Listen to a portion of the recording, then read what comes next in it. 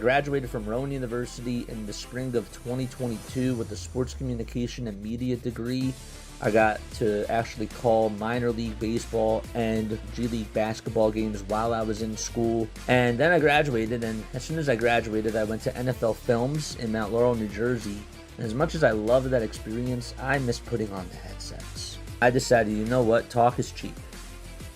I have a laptop that's in my house, and so 21 months later, here we are, still on YouTube, calling games and building an incredible, loving community on here with the people that I call my Philly freaks with a capital P and a capital H. We go live for every single Phillies, Sixers, and Eagles game, and we do it like old school radio play-by-play style. I'm Jason Joseph, and this is Play-by-Play with JJ. I showed a swung on barrel. And out to right field. Bye-bye baseball. That baby is long gone.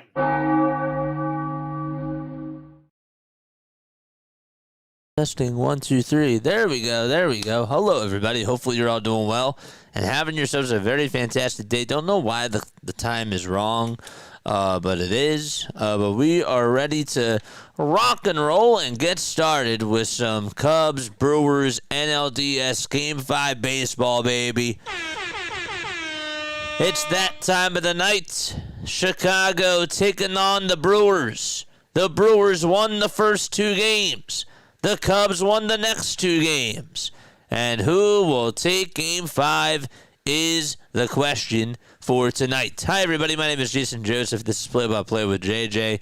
Hit that thumbs up button, subscribe to the channel, and turn on the bell icons, too. And that way you will know when we do go live. Trevor McGill will be on the mound tonight for the Milwaukee Brewers, and he will be going up against a guy in Drew Pomerantz. We'll talk a little bit more about Drew in a little bit. McGill, though, 30 for 36 in save opportunities. He is going to start tonight with a 2.49 ERA in 50 games played. He is probably going to go, you would think, just a couple of innings. This guy, as we mentioned, had a 2.49 ERA on the season. The last time that he pitched, he did go a third of an inning against the Cubs, did allow 1 hit, walked the batter, also struck out a batter as well on a total of 12 pitchers. This guy has not given up an earned run since August 24th. Now, he was out for a while, but ever since he's come back, he's gone just 2 innings. He's given up 1 hit. He has struck out 3 batters and has walked 1 as well. There's Craig Counsell as the manager of the Chicago Cubs, and, of course, Pat Murphy, the manager for the Milwaukee Brewers. We'll get on into the starting lineup for tonight's game. Comment who are your final score, or what are your final score predictions down below. Please let me know that as well. Let's get the box score stuff underway. There we go. I think and we got to move this up just a little bit. There we go. That's better. The pitch count stuff. I will bring that back. That's something that I do have to find. But yes, Michael Busch batting first, Nico Hoerner second, Kyle Tucker third, Seiya Suzuki fourth, Ian Happ fifth, Carson Kelly sixth, Pete Crow Armstrong seventh, Dansby Swanson batting eighth, and Matt Shaw batting in the 9th spot. He is the caboose. So again, for the Cubs, it's Busch, Hoerner, Tucker, Suzuki, Happ, Kelly, Armstrong, Swanson, and Shaw. And we are ready to rock and roll, baby. Let's go. Here's Michael Busch at the plate, and he stares at a knuckle curve that's in there for strike 1. Again, sorry if I rambled a lot on the phone. Don't have to apologize, man. I love it when people praise me. Tell me more. No, but seriously, thank you so much, man. It means a lot. You can ramble all you want. The ball is 1 strike. The pitch, fly ball hit out over towards shallow right field. Frelick is there. He'll make the catch. There's out number 1 here in the top of the first inning. I really do mean that from the bottom of my heart, man. Nico Hoerner will now come on up to the plate. As far as the defense goes for the Brewers, guys, you got William Contreras behind the plate. You got McGill on the mound. At first base, it's Andrew Vaughn. At second base, it's Bryce Terang. The third baseman is Caleb Durbin, and the shortstop is Joey Ortiz. Horner takes the pitch outside for ball one. The count is 1-0. Horner 8 for 17 during the postseason so far, and he stares at a pitch that catches the inside corner for strike one. It's 1 ball, 1 strike. Ridge Runners Live. What's going on, man? I will fix the bots after this. I keep forgetting that I have to do that. So I will take care of that once we are in a break. 1 ball, 1 strike. And McGill gets set at the letters this time. Cream uniforms for the Brewers. And the 1-1 pitch is a foul ball. That goes on out of play. The crew chief for tonight, you got the home plate umpire, Chris Conroy, Ryan Blackney over at first, Edwin Moscaso at second, and Mike Estabrook at third. 1-2 pitch, fly ball, hit out over towards right field. Frelick getting some work there, and he'll make the catch. That's 2 outs recorded by Sal Frelick. And there's out number 2. Over in left field, the umpire is Will Little. And then you got Lance Barksdale out in right field as well. It is 55 degrees out at American Family Field. And Kyle Tucker is coming on up to the plate.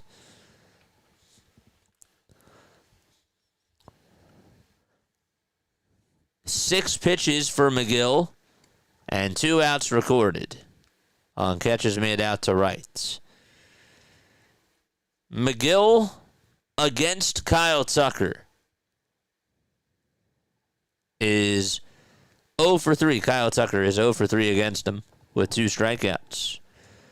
The pitch. That's outside for a ball. Tucker is 4 for 12 in this series with a solo home run.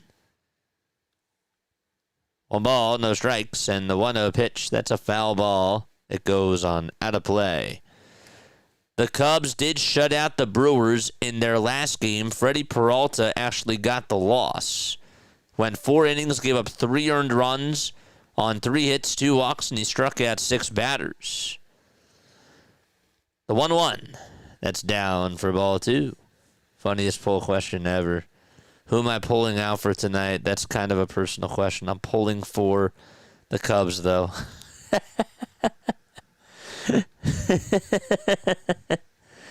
The 2-1 pitch, swing and a miss. Kyle Tucker went golfing after a knuckle curve that was at the knees and could not catch up. It's 2 balls, 2 strikes. McGill with 10 pitches. Tucker is hitting .304 in the postseason.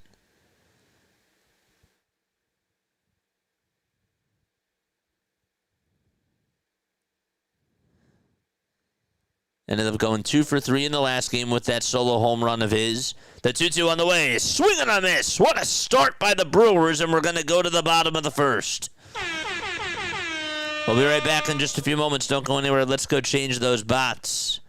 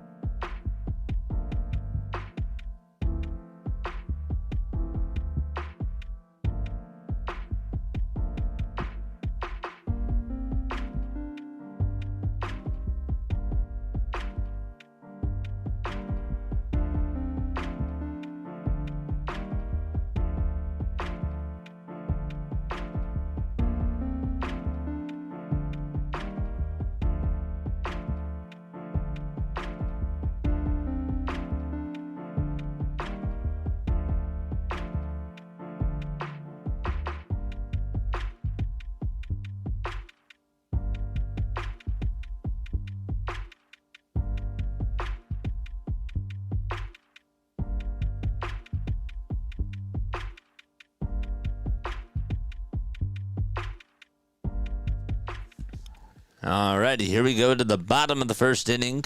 The Brewers will come on up to the plate as far as their lineup goes. 1 second. There it is. It'll be Jackson Chourio leading things off for Milwaukee. Then you got Bryce Terang, William Contreras. Sorry, had to sneeze. William Contreras, Christian Yelich, Andrew Vaughn, Sal Frelick, Caleb Durbin, Blake Perkins, and Joey Ortiz in the lineup tonight for the Milwaukee Brewers. So again, it's Chourio out and left, Terang at second, Contreras catching, Yelich DHing, Vaughn at first, Frelick out and right, Durbin at third, Perkins in center, and Ortiz over at short. The guy that's pitching is Drew Pomerantz, the lefty who's 36 years old, fires, and the first pitch is high for ball 1. There we go. I think that... There they are. 1 ball, no strikes. The 1-0 pitch. That's up high for ball 2. The Phillies got eliminated. Do you have to remind me? I'm sure that you probably meant that as a question. Yes, the Phillies got eliminated. They lost in Game 4. 2-0 pitch. There's a swing and a miss. You probably genuinely wanted to know. But yes, they're done. 2 balls, 1 strike. The 2-1 pitch, check swing. He did not go. The count is now 3-1.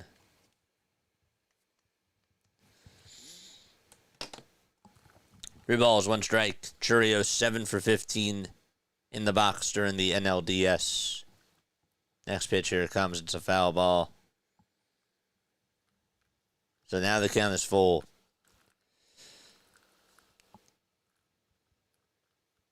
Who will move on and play the Dodgers? And will the Dodgers travel? Don't know.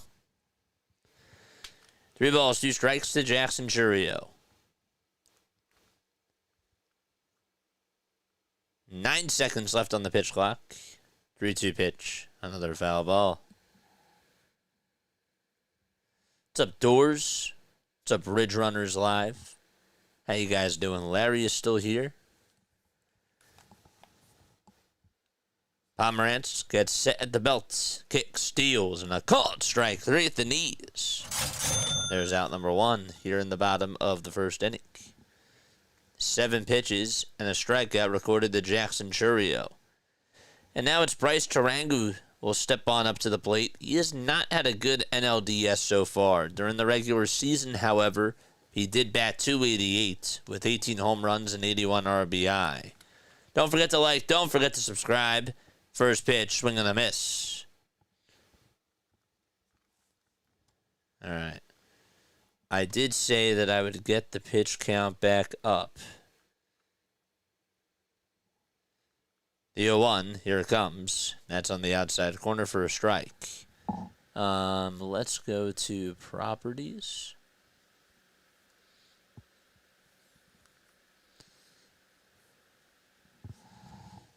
Go to game day. 0-2 pitch. That's a foul ball. MLB.com/game day.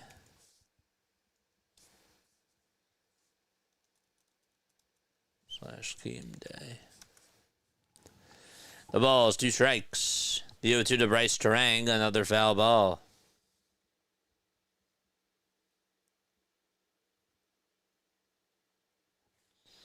What? MLB/game day. Weird. There it is. The ball is 2 strikes. The 0-2 pitch to Bryce. That ball's popped up. It's a foul ball. We will be doing the Mariners-Blue Jays game tomorrow. That'll be cool. That'll be at 8:03 p.m. Eastern Time. All right, so let's try this. Let's put this up here. 0-2 pitch. Fly ball hit out over towards deep left center field. PCA is there, though. Waves off the left fielder. Makes the catch on the warning track. And there's out number 2. See how this goes. Will it show the pitch count now? I don't think so.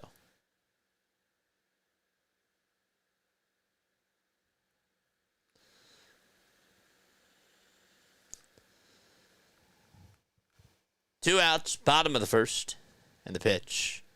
There's a swing and a miss.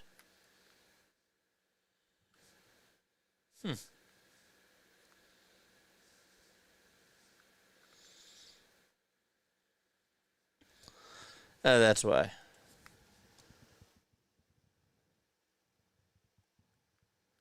A ball, 1 strike. To William Contreras.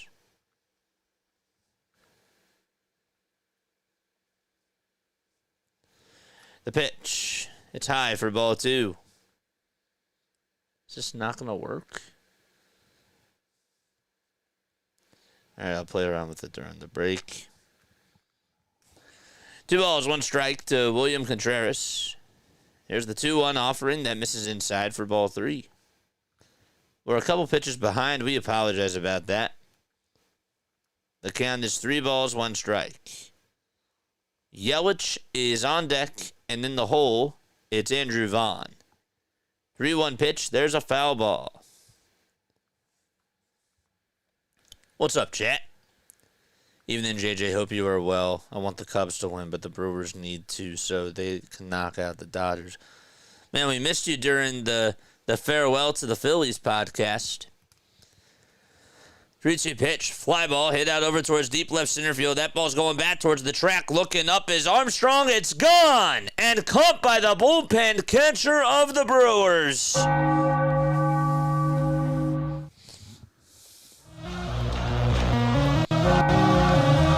1-0 Milwaukee as Contreras goes yard.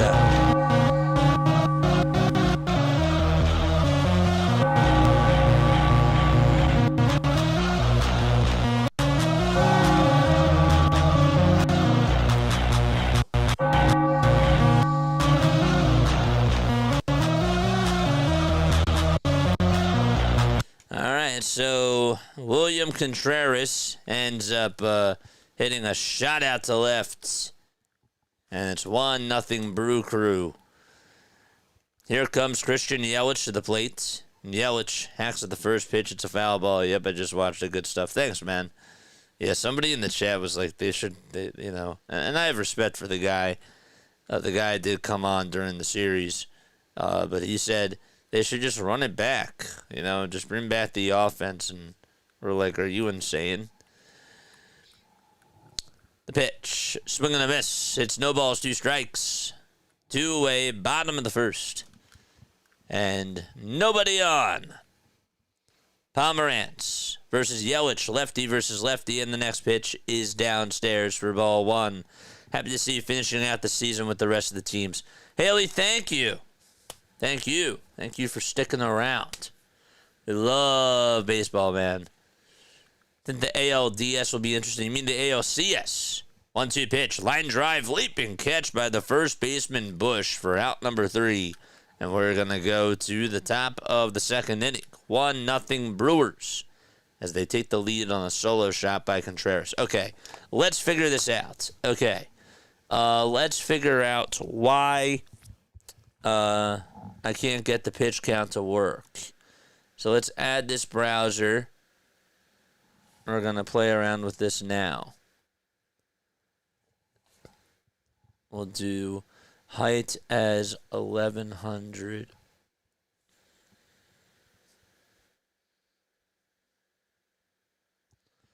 It's not working.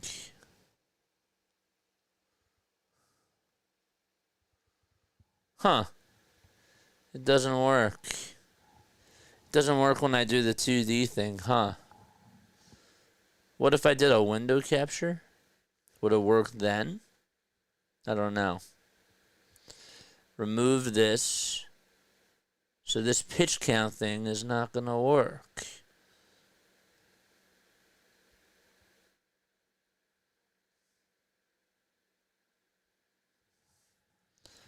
All right, let's try this.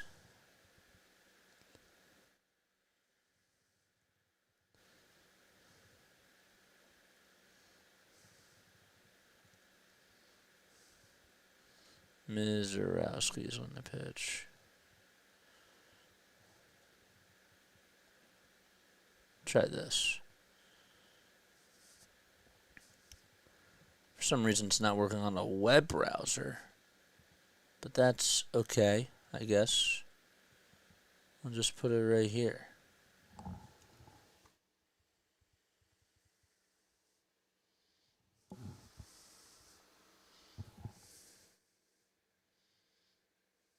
Properties.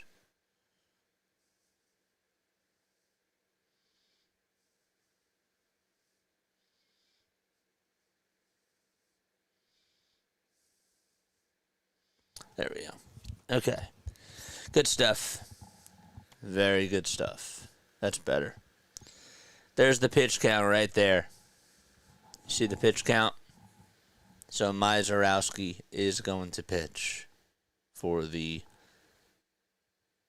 Milwaukee Brewers. Anybody else want to give their final score predictions down below?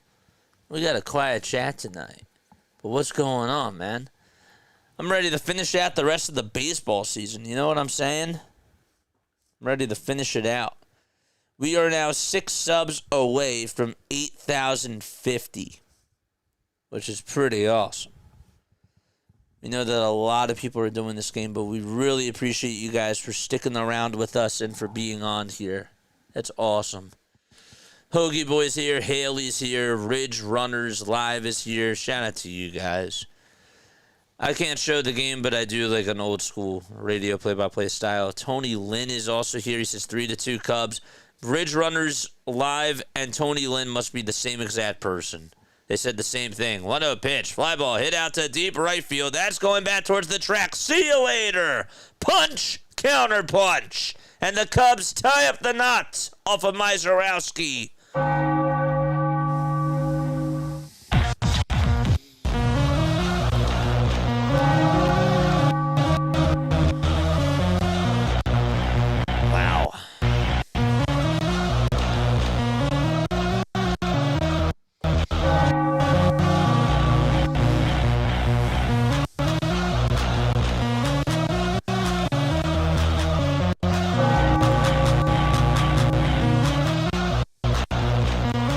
It's Ian Happ that comes up to the plate.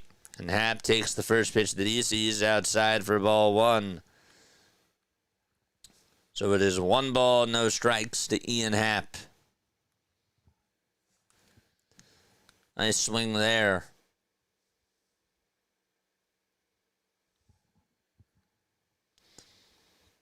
One 0 pitch. Here it comes. That's in there for strike 1. So it is 1 ball, 1 strike. Haha, if only Ridge Runners in Toronto, Canada, too. No spoilers in the chat. Just wanted to remind everybody out there. I'm not saying that there was a spoiler, but no spoilers in the chat. And again, sorry about the music lag. 2 balls, 1 strike. One thing I'm going to try to do during the offseason is try to invest in getting a PC.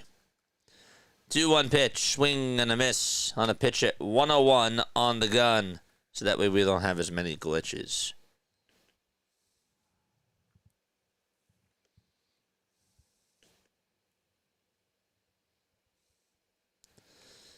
Two balls, 2 strikes. The 2-2 pitch that misses outside for ball 3.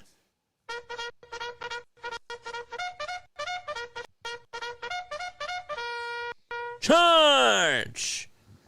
Maybe it's because I'm running this too. I think I'm running a lot of stuff on here.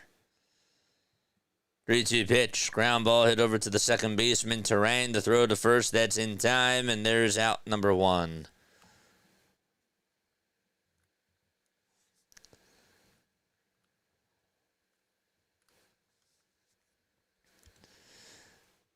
Where's everybody tapping on in from? Let us know down below.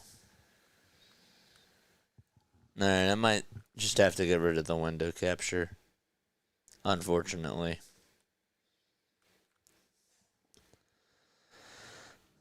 One out, top of the second. There's a slider that's in there for strike one. I think I'm going to just do it because I'd rather have the sound effects. Here comes pitch number 10 anyways, and there's a swing and a foul ball. Now the count is 0-2. This is Carson Kelly, who is up at the plate, by the way, for the Chicago Cubs.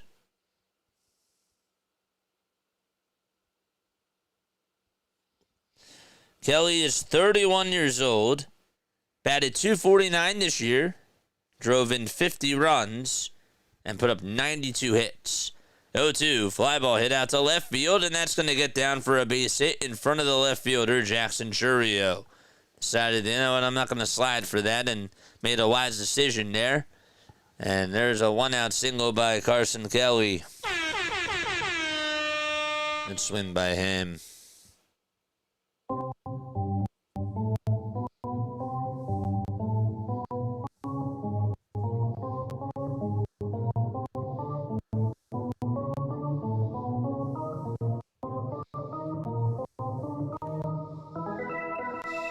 Charge! One away, top of the second. And up to bat now is Pete Crow Armstrong. And Armstrong sends this one out to deep left center field. That ball's going back towards the track. Chourio has room as he turns over his shoulder to make the catch. And PCA almost hit a missile out to left field, and he just missed it. All right, so we will close out the window capture. We're going to say goodbye to that. We tried. We definitely tried. But it is what it is. JJ, did you watch the 15-inning game? I didn't stream it, but absolutely I watched it. 1,000%. Here's Dansby Swanson. And Swanson swings and misses at a slider right down the hatch. No balls, one strike. Crazy ball game there. That's for sure.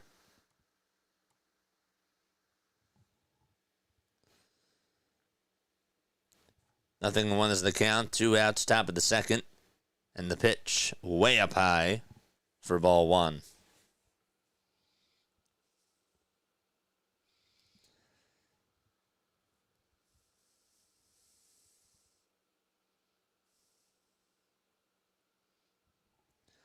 The ball's one strike. Mizarowski on the hill. 1-1 is the score in Game 5. And the 1-1 pitch, swing and a miss. Swanson, during his career in the postseason, is hitting .238 with 5 home runs, 19 runs scored, and 44 games played. Jacob kicks, fires the pitch, swing and a miss, and there's out number 3. All right, we're going to go to the bottom of the second. No, 1 run for each team so far. I need to take a very quick step off. Don't go anywhere.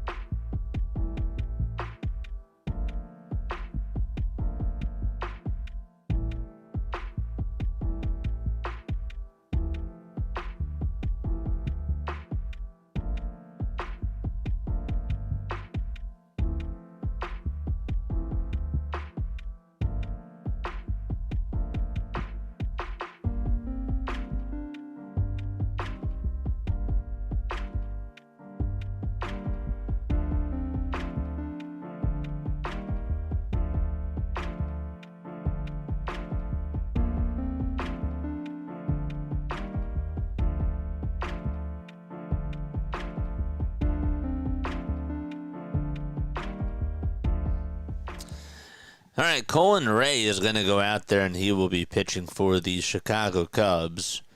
Ray this year, 35 years old, of course. Did have a 3.95 earned run average during the regular season, along with an 11-7 record. 37 career regular season wins, and 27 losses as well. His lifetime ERA is at a 4.41. It was down this year compared to that. He did have 127 strikeouts in 159 and a third of an inning, and ended up also having a 1.25 whip.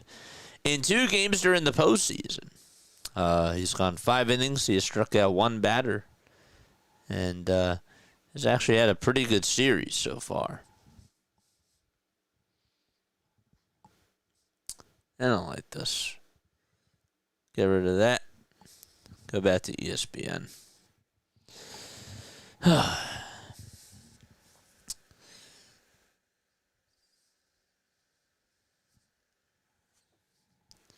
had a lot of elimination games this year, which is great. I think that the sport of baseball has had its best year in a very long time. The pitch. There's a foul ball. I think it was good that the Yankees and the Dodgers made it to the World Series last year for the state of baseball. And I think that that was good because it sort of set up like the higher markets to do well, and now they're getting the smaller markets, which is great. And still the Dodgers are there too. The ball is 2 strikes. Bottom of the second. 1-1 is the score. And the 0-2 pitch misses outside for ball 1. That was a sweeper. So the schedule, the rest of the schedule for the weekend, well, there's just one game tomorrow. That'll be at 8:03 p.m. Eastern Time. It'll be Mariners versus Jays, Game 1 of the ALCS. 2 balls, 2 strikes. Bottom of the second. Vaughn in the box, batting .300 in the postseason so far. And the pitch. That's outside for ball 3. Oh, yeah, I definitely watched that 15. Remind you of any other team? It did. The pitch. There's another fly ball hit out to left field. That'll stay in the ballpark. Happ is there. He'll track it down and make the catch for the first out. Dodgers are there because the Phillies let them. They earned it, though. They earned it. Can't say that they didn't earn it. But they do have to be careful against whoever wins this. Here's a curveball that's on the outside corner for a strike. 10 seconds left on the pitch clock. No balls, 1 strike. Frelick is in the box, and the 0-1 pitch, swing and a foul ball towards the right side. It's no balls, 2 strikes. Frelick, 3 for 14 today. No homers, 1 RBI, 3 for 14 in the NLDS. Oh my gosh. Ray gets set and deals. And that pitch is a foul ball. Just hit the home plate. Then it bounced foul. Mr. Donut 775. What's going on, man? The ball is 2 strikes. What is up, my friend? There's Pat Murphy, the manager for the Milwaukee Brewers.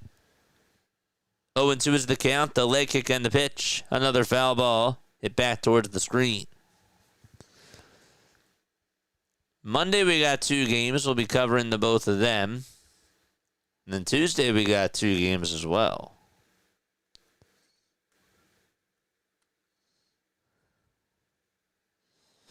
Oh, 2 pitch, swing and a miss, and there's out number 2.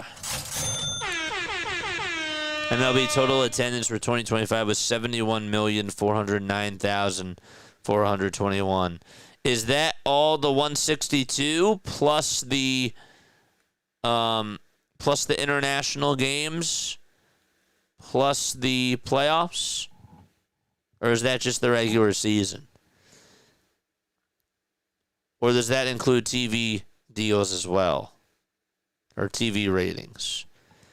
The pitch that's in there for a strike. Caleb Durbin, 2 for 14 on the season.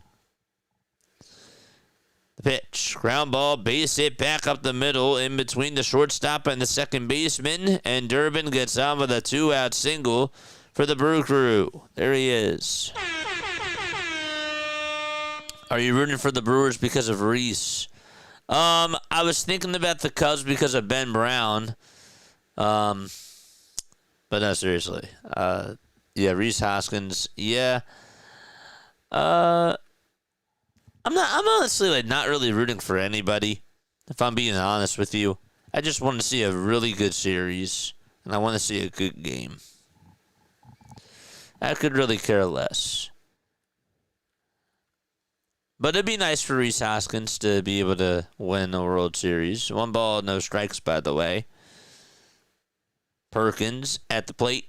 And the 1-0 is inside for ball 2. The throw to second base. He is out at second base. Oh, what a throw by the catcher there. That is Carson Kelly. And the Brewers, will they challenge is the question. I think that are they going to give it a look? I don't think so. I don't think that they will. Let's see. You got his hand in there? Ooh, actually, yeah, maybe they will. Looks like his left hand may have gotten in there. And they will challenge it. Excuse me. I think that they have a case. I spoke a little bit prematurely, though. That's regular season attendance in person. Do you know what the TV ratings were this year?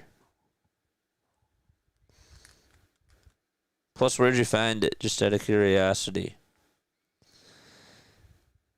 So Durbin got his left hand in there at second base. The call originally was that he was out.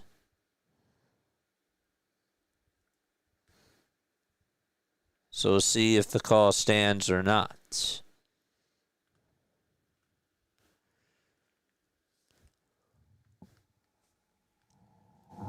It looks safe, that's for sure.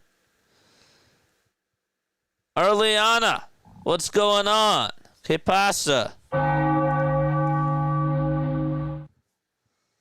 Google AI says Ridge Runners Live. Can't always trust Google. Just putting that out there. 2-0 pitch. It's in there for a strike. That's why I like to ask. Because sometimes they're not correct. 2 balls, 1 strike, by the way. The pitch to Perkins, and that is down in the dirt for ball 3. As a fellow Eagles fan, I'm not up to the team for the season because I want a new one to win their first title. You're not up to the season or to the team for the season because you want them to win their first title. 3-1 pitch, fly ball hit out over towards deep center field. Armstrong is there. He'll make the catch. There's out number 3. We're going to go to the top of the 3rd inning. So no runs, 1 man left, and we will go to the 3rd frame. You're not up to the team. I don't know what that means. Are you talking about the Eagles team? Are you talking about the Phillies? Are you talking about which team are you talking about? Are you not up to the Eagles? Stephen J. Miracle is here. What's going on, man? He says, first MLB game I went to as a child was Brewers and Indians. So going with the Brewers for nostalgic reasons. That's cool. That's cool. What's going on, Steven? How are you doing? Folks, if you are new to my channel, my name is Jason Joseph. This is Play-by-Play with JJ. We go on for Phillies, Sixers, and Eagles games, but we've been covering a lot of baseball this year. A lot of baseball, for sure. We've done regular season games. We did Sunday night baseball this year. That was a lot of fun. We also did a cool thing called Diamond Zone, which is basically NFL Red Zone, but it's for baseball. And I do play-by-play for like 5 or 6 different games at once. And it can get a little bit intense, for sure. But really, during the pennant chases at the end of the year, it got a lot of fun. Things went down to the wire. You didn't know if Tatis was going to hit a grand slam. You didn't know if the Mets were going to lose on the last day of the season and if the Reds were going to win. I mean, we covered a lot of things this year. So if you do like all things baseball, you don't even have to be a Phillies fan, guys. If you just like old school radio play-by-play style, but you also really just vibe with what we do on here, make sure you guys hit the thumbs up button and subscribe and spread the word. Make sure you guys do that. Like I said, you don't even have to be a Philly fan. You know what I'm saying?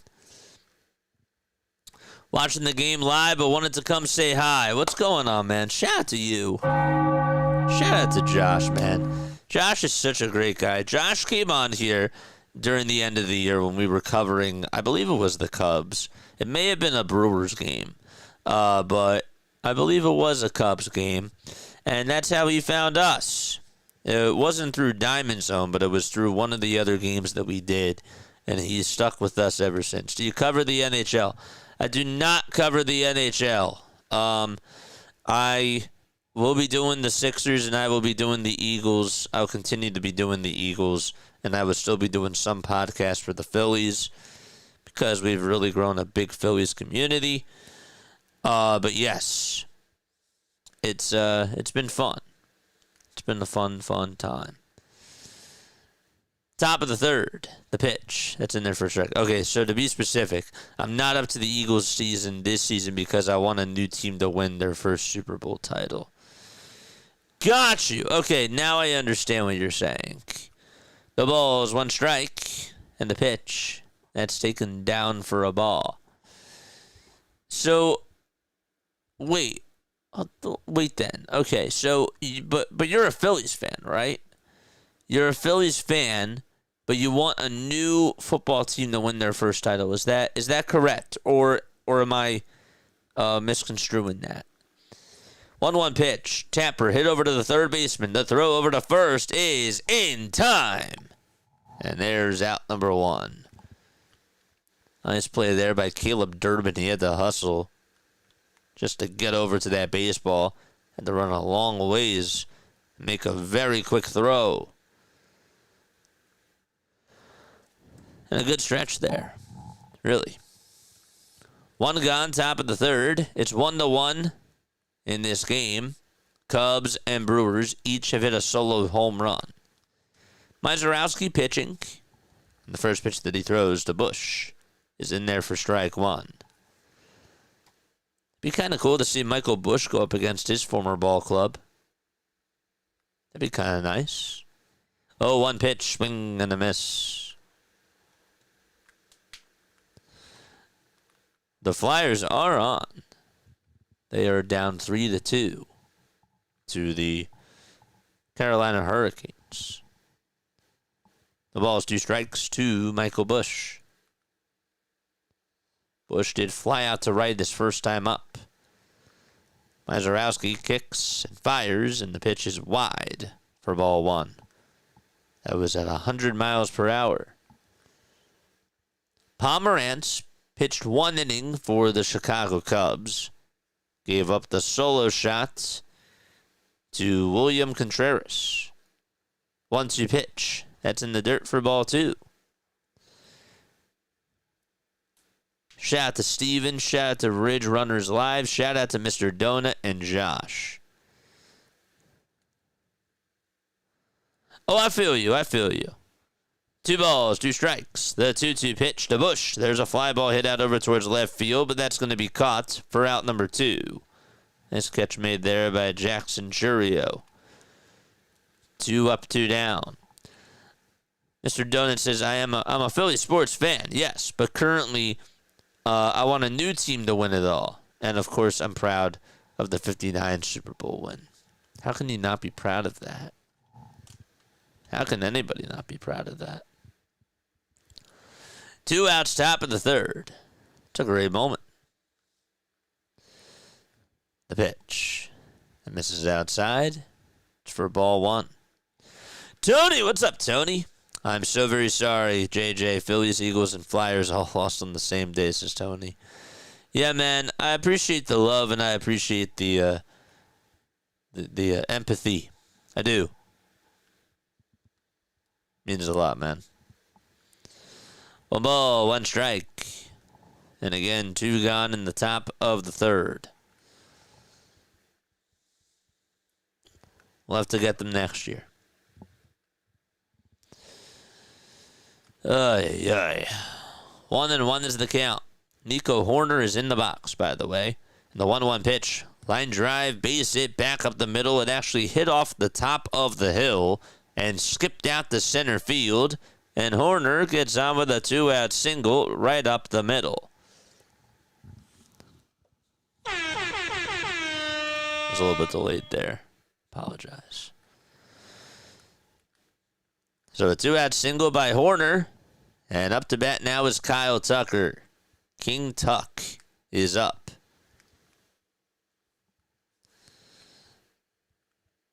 You know, my favorite stuffed animal when I was really young was a dog, and the dog's name was Tucker. The pitch. That's taken on the outside corner for a strike. He was, I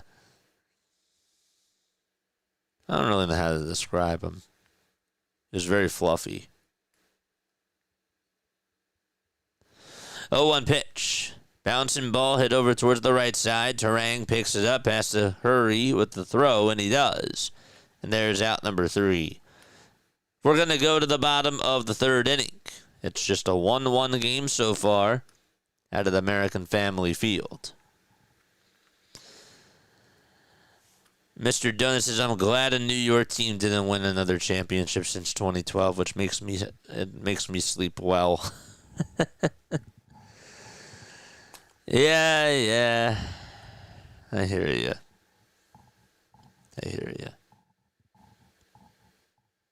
I miss my stuffed animal, Tucker. He was my favorite. I don't know if we gave him away or not. I'll have to ask my mom.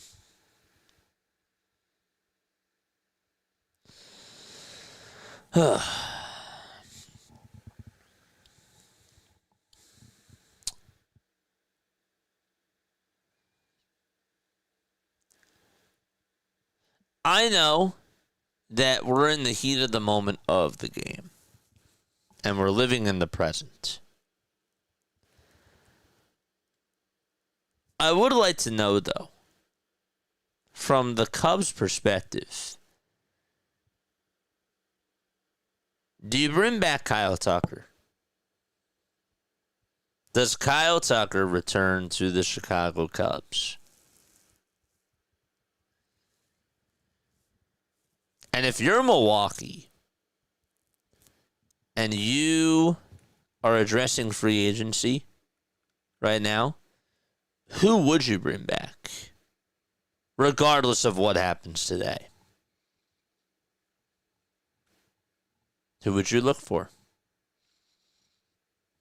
I would like to hear your thoughts about that. So let me know down below. We're going to go to the bottom of the third. Again, I understand now's not really the time for that, but just curious.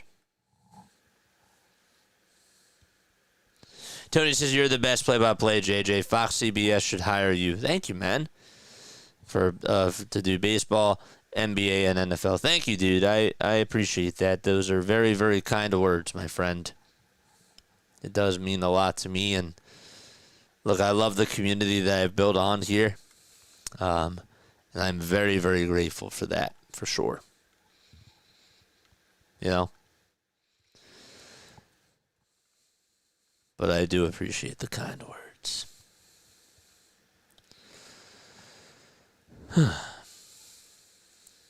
Question, NBA related. Can the Thunder win the title again this year? It's a very good question. Up next, by the way, is Joey Ortiz. I'll answer that in just a few seconds. First pitch, ground ball. Hit over to the shortstop. Swanson has to throw over to first. It's high. The throw. It's off the line. And also, Bush just could not come down with it in time. And Ortiz is safe. They will call it an E6. A throwing error by Dansby Swanson, the Gold Glover over at short himself. Could not come up with the play there. And so the Brewers have their leadoff man aboard, and we will flip back to the top of the lineup card. And now Jackson Chourio will step on up to the plate. And Swanson had time. I mean, he didn't really have a lot of time to throw it, but he just could not. I think he rushed it. Chourio comes on up, and Chourio fouls off a fastball down the middle. The count is 0-1. Back to the question on can the Thunder win it again this year? Yes, they absolutely can. Will they win it this year? I don't know, but easily they can. They can easily win it. The ball is one strike. Ray gets set above the belt, and the pitch. There's a ground ball hit over to the second baseman. The throw to short, there's one. The throw over to first. That's in time. That was low, but dug out there by Michael Bush. And a 4-6-3 double play is what Jackson Chourio grounds into. Doesn't really ground into a lot of those, but he is retired. And again, they actually played him right in the right spot. Nico Horner, the good job shifting over towards that 4-3 hole. Got him to get out there. Also a very good play by Michael Bush at first to hang on to that throw. Almost popped out of the glove. Got him out by a quarter of a step. The pitch to Terang, that's outside for ball one. Ray comes set and deals, and that pitch looked outside, but it's called a strike. Oh, boy. Damn.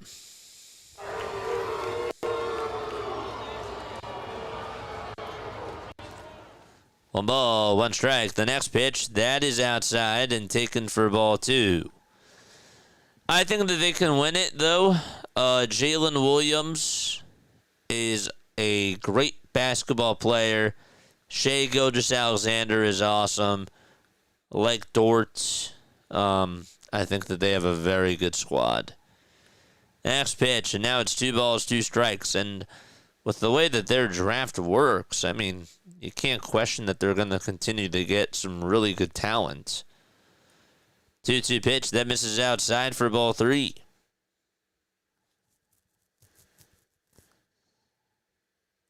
What do you think of Mark the Bird Fitty-Rich? Honestly, I don't know anything about Mark, so I can't comment. I really. 3 balls, 2 strikes. Bottom of the third. 2 away. Payoff pitch was fouled away. Here comes pitch number 7, and there's a swing and a miss on a pitch right at the knees, and Terang could not catch up to the fastball.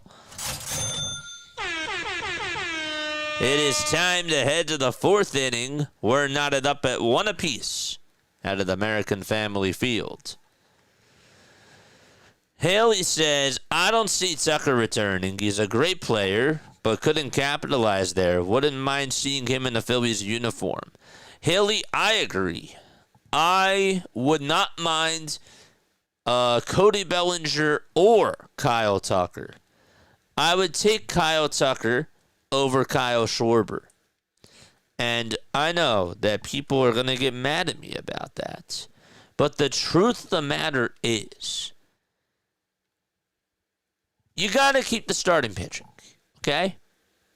You just do. Like, priority number 1 to me is Ranger Suarez. He has to be priority number 1. You have a great starting pitching rotation. That you can build around. That you can and should build around. If you're going to go out there, though, and pay for a bat, it needs to be somebody that can also play the field. And Kyle Tucker and Cody Bellinger would be good players to go after. They're both lefties. They've played very good defense throughout their careers. Cody Bellinger this year has a chance. You could make the argument that he could win a Gold Glove this year. He made some incredible defensive plays in that series against the Blue Jays. Now, his bat wasn't so good in that series. But I would be willing to give Cody Bellinger a shot because maybe a change of scenery would help him too. And again, it's no disrespect to Kyle Schwarber. I know it sounds like I don't like the guy. I really do. But it's time for a change of scenery. It's time to move on. Cannot be paying for a DH all that money. You can't do that. Brewers on base. I don't think OKC will repeat. Maybe the 76ers or the Knicks. Oh, dude. The 76ers? I'm a Sixers fan, and that is a reach.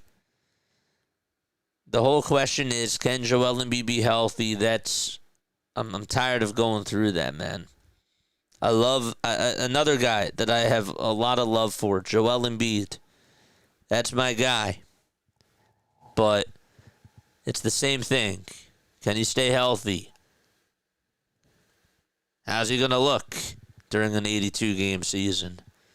And can he come up big when it matters the most? I trust the Knicks more than I trust the Sixers. I hate to say it, but I got to call a spade, guys. Here's Seiya Suzuki, who looks at strike one. Mizorowski is back out there on the hill. 2 innings, 3 hits, 1 earned run on a solo shot that was hit by Seiya Suzuki. The 0-1, it's called a ball. Looked like it hit the bottom of the strike zone.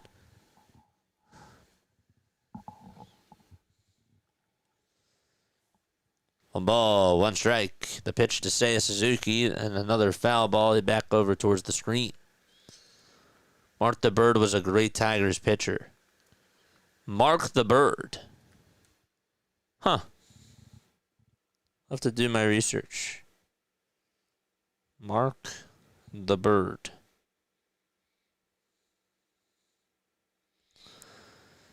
One ball, 2 strikes. 1-2 pitch. Fly ball hit out over towards right field. That's going to be caught for out number 1.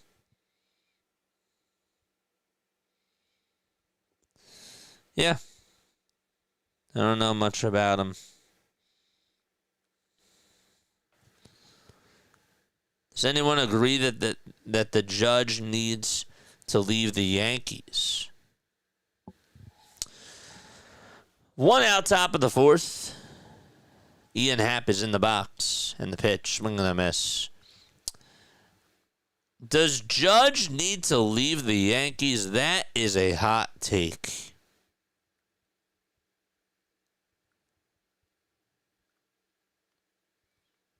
Because that's something that not a lot of people are talking about. The ball is 1 strike. The pitch, here it comes. It's outside and taken for ball 1. So you see a lot of sliders, some curveballs, as well as the 101 mile per hour heater from Miz. 1-1 pitch. There's another slider that's fouled away back towards the screen. In case you're wondering, Miz is 23 years old. This guy is 6 feet 7 inches tall. His NLDS average fastball velocity has reached 101.5 miles per hour. 1-2 pitch. That's outside for ball 2. If we speak in actual English, that's 101.5 miles per hour. You don't really say the half marker. We'll say it's 102. 102 on the gun. 2-2 on the way. There's a 101 pitch. That's fouled off. Do I think that Judge needs to leave the Yankees? Do you guys think Judge needs to leave the Yankees? I think that Aaron Judge... I'll get back to it in a sec.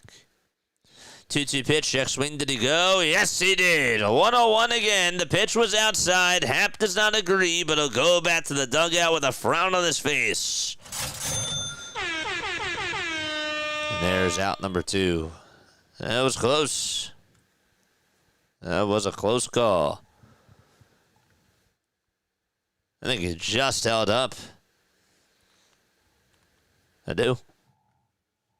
I don't think he went around the chest or all the way.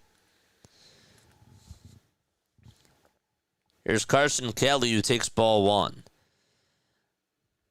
I would say this: if they don't get it done next year, then I think that it's safe to say that it's time for Aaron Judge to look elsewhere.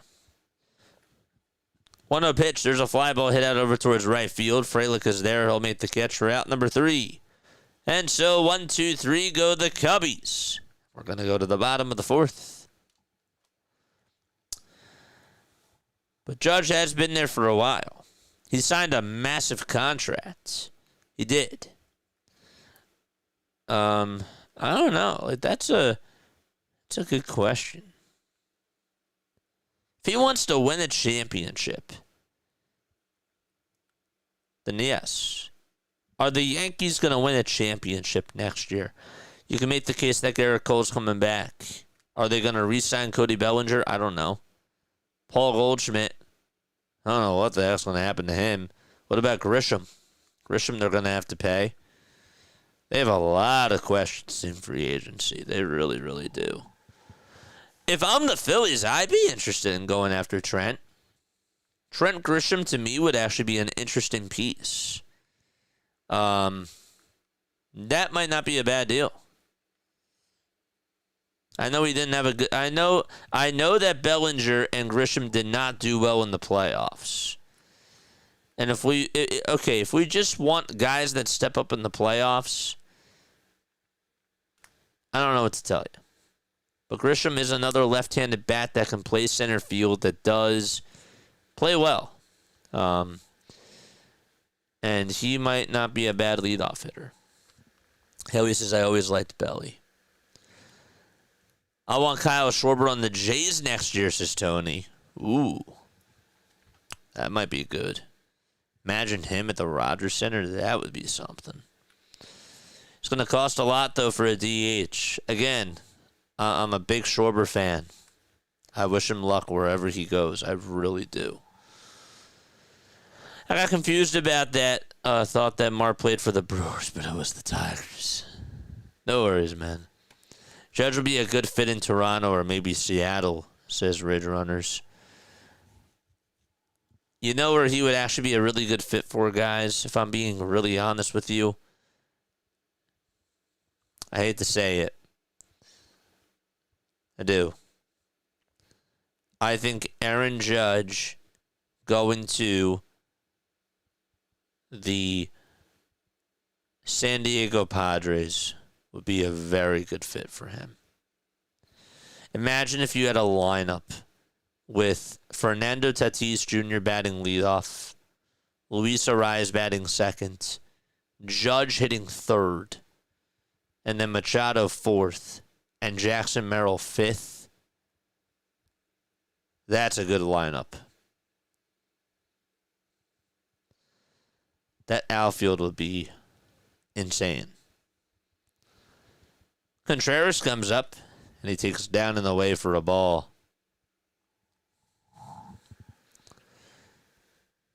I'm wearing my autographed Nico Horner jersey. Go Cubs, says Long Ball. What's up, Long Ball? 1-0 pitch. That ball is flied out over towards the right side. First baseman has it, gets into foul territory, and makes the catch.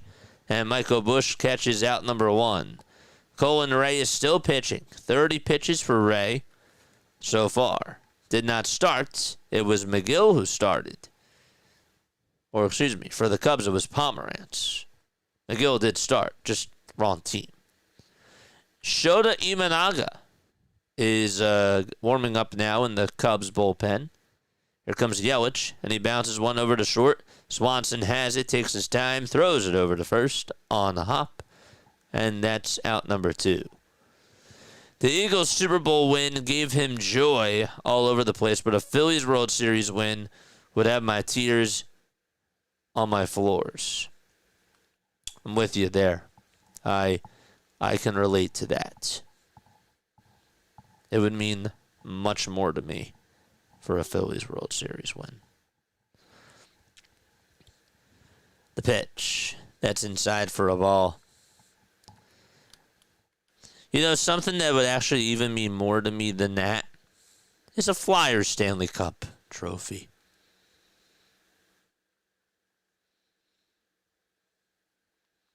A Phillies World Series would mean a lot, though.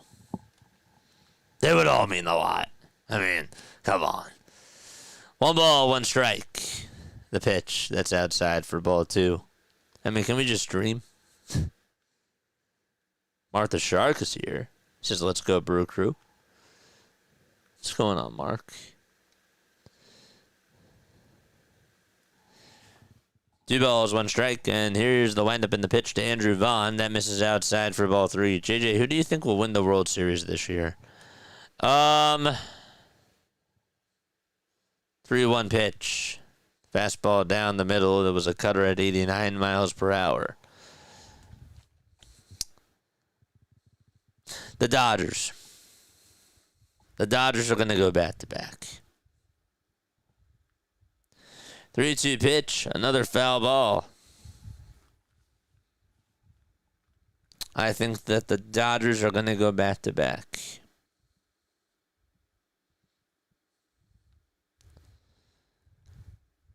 If you're asking me who do I think would be a better threat to the Dodgers, Brewers or Cubs, I would say Brewers as Vaughn launches one out to left field, and that ball is gone!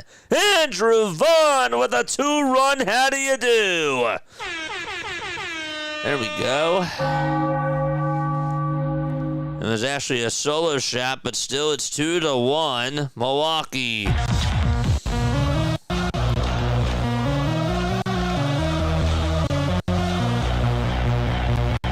Botched the call there. It is what it is.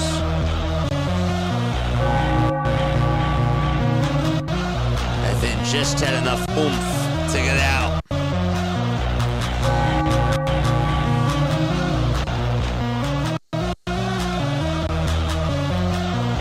That was a fastball down the middle, and Vaughn just terrorized that pitch. I mean, that thing was absolutely murdered out to left.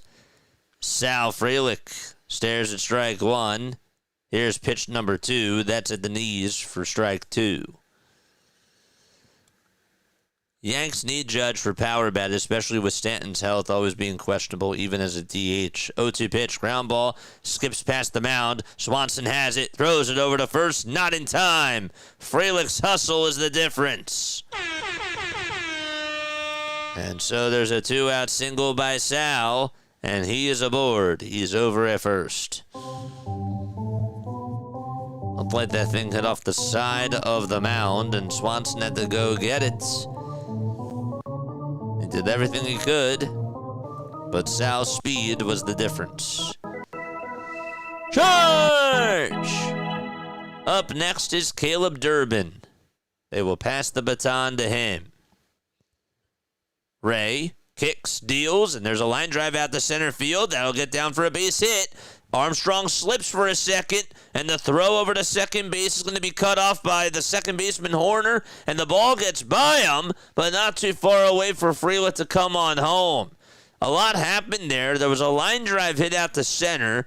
Armstrong tried to play it on a bounce, and it sort of ate him up a little bit, and he lost his footing and actually slipped for a very quick second, and so that ends up causing Durbin to go on over to second.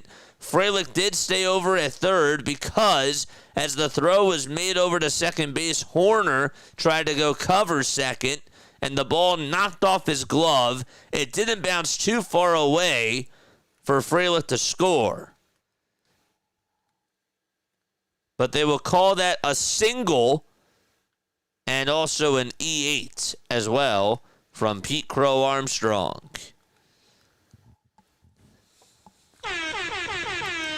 It's getting loud here at the American Family Stadium. Let's go.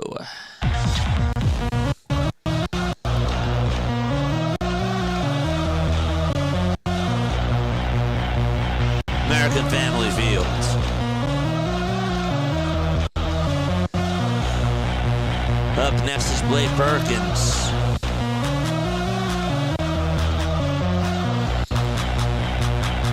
All right. So we got 2 runners in scoring position. Perkins steps on into the box. Left-handed hitter facing the right-handed pitcher. And the first pitch is off the plate for ball 1. Yankees will never let Judge go, says Tony.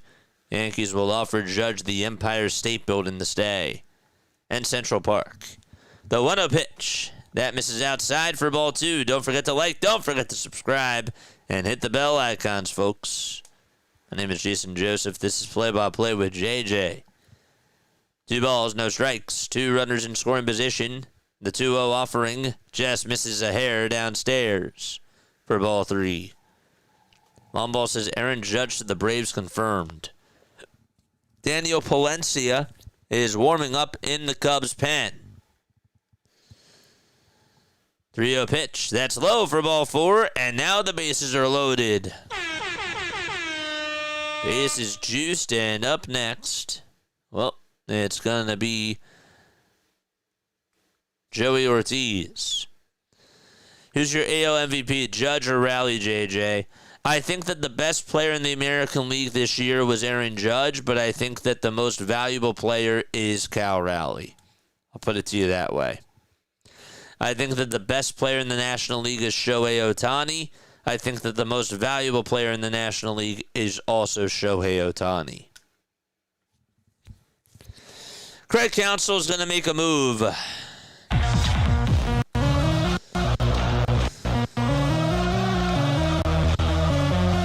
We got bases loaded with 2 outs in the bottom of the 4th. And Palencia is going to be utilized in this spot. Pitch and change for the Chicago Cubs. They will return in just a few moments.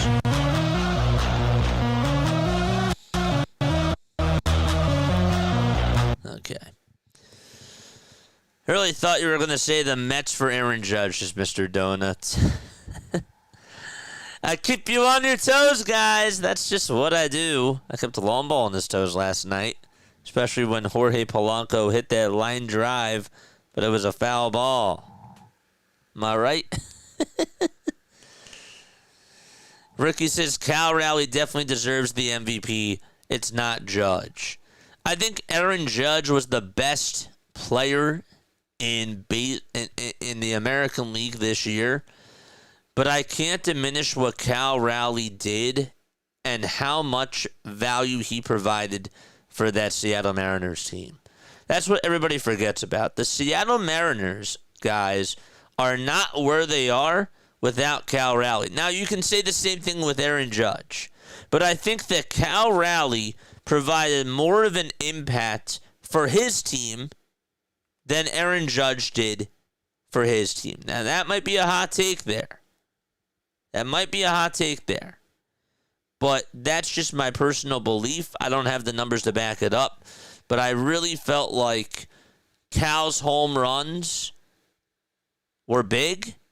But also, the other thing, too, about it is that Cal is a catcher. Is he the best catcher in baseball? No, he is not. But for him to be able to call a game, be a switch hitter, and hit that many home runs, and they were clutch home runs. A lot of them were really clutch. Got to give it to Cal. Because it's most valuable player, guys. I'm not disrespecting Judge. I'm not diminishing what Judge did this year, because also Judge, I think if Judge played the full season, we could maybe have more of a case for Aaron Judge to be the MVP. But availability, or wait, what's the saying? The best thing is availability. What's the saying? What's the cliche? The best accountability is availability. No. The pitch, that's outside for a ball. 1 ball, no strikes. Daniel Palencia on the mound in a jam. Looking to clean up the mess that Ray made. The 1-0 pitch, and that's in there for a strike. I think Cody Bellinger would be a good fit as a Castellanos replacement, says Andrew. I agree with that, Andrew.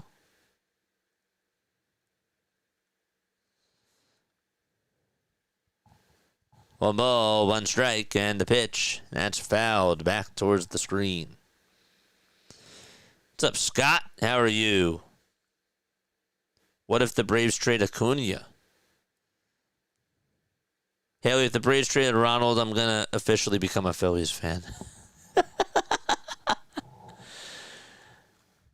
1 ball, 2 strikes. Here's the 1-2 to Ortiz. Ground ball rolled over to shortstop. Swanson has it, throws it to second base, and he just got Perkins out. That was close. He had to think twice for a sec, and he made the throw over to second base, and they are going to go to break. So I guess that means that they're not going to challenge. Would love to see a replay of that, but they say that a fielder's choice is what ends the inning, and Dansby Swanson will be coming on up to the plate right after Pete Crow Armstrong comes up, and that'll be after these few messages. We don't have any messages. Just wanted to say that. If the Cubs lose, then Getty can come back to rehearsing the Rush tour. Long ball, I could see Atlanta just looking to rebuild, says Haley. Atlanta's in a weird spot, man. You know, if I'm Atlanta, guys, if I'm being honest with you, I know that they lost to the Phillies twice. But to be fair from their perspective, their core has not been healthy over these last 2 years. Do you give it another shot? Is Acuna going to be healthy? I don't know. Like, that is a legitimate question. Do you sell Spencer Strider? I really don't know. Like, you love the talent. Like, they have very good talent, guys. But do you put all their chips in again this year? Or do you take the risk and see if it gels out next year? That's a tough question. The Braves are in a really weird, very weird, and a funky spot. Matt Olson's not getting any younger. We know Austin Riley was not healthy, but even when he wasn't producing at a high level. No, Sean Murphy. I mean, I like Drake Baldwin. Drake Baldwin is a stud. That guy can play. That guy can hit.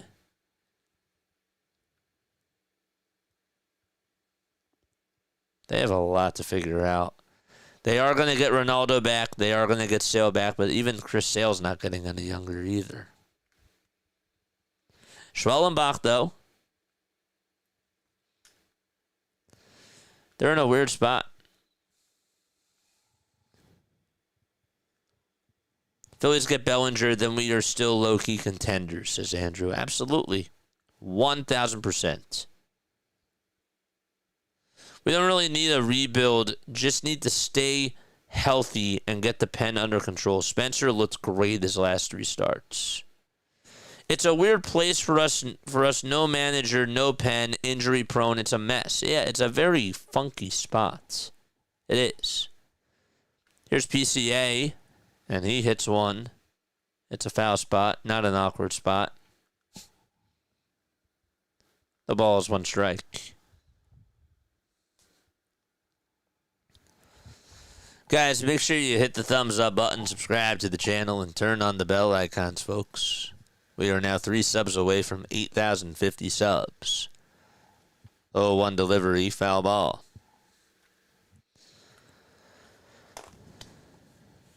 I could yap and talk about baseball all day. 0-2 is the count. Nobody on, nobody out, top of the 5th. PCA in the box. The 0-2 pitch, here it comes. Swing and a miss. And Miz able to get a swing and a miss there for out number 1.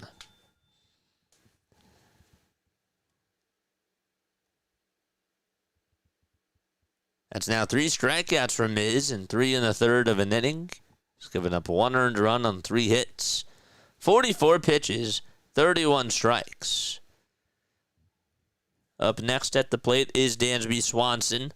And Dansby looks at a slider that catches 94 at the knees. Good movement on that slider there.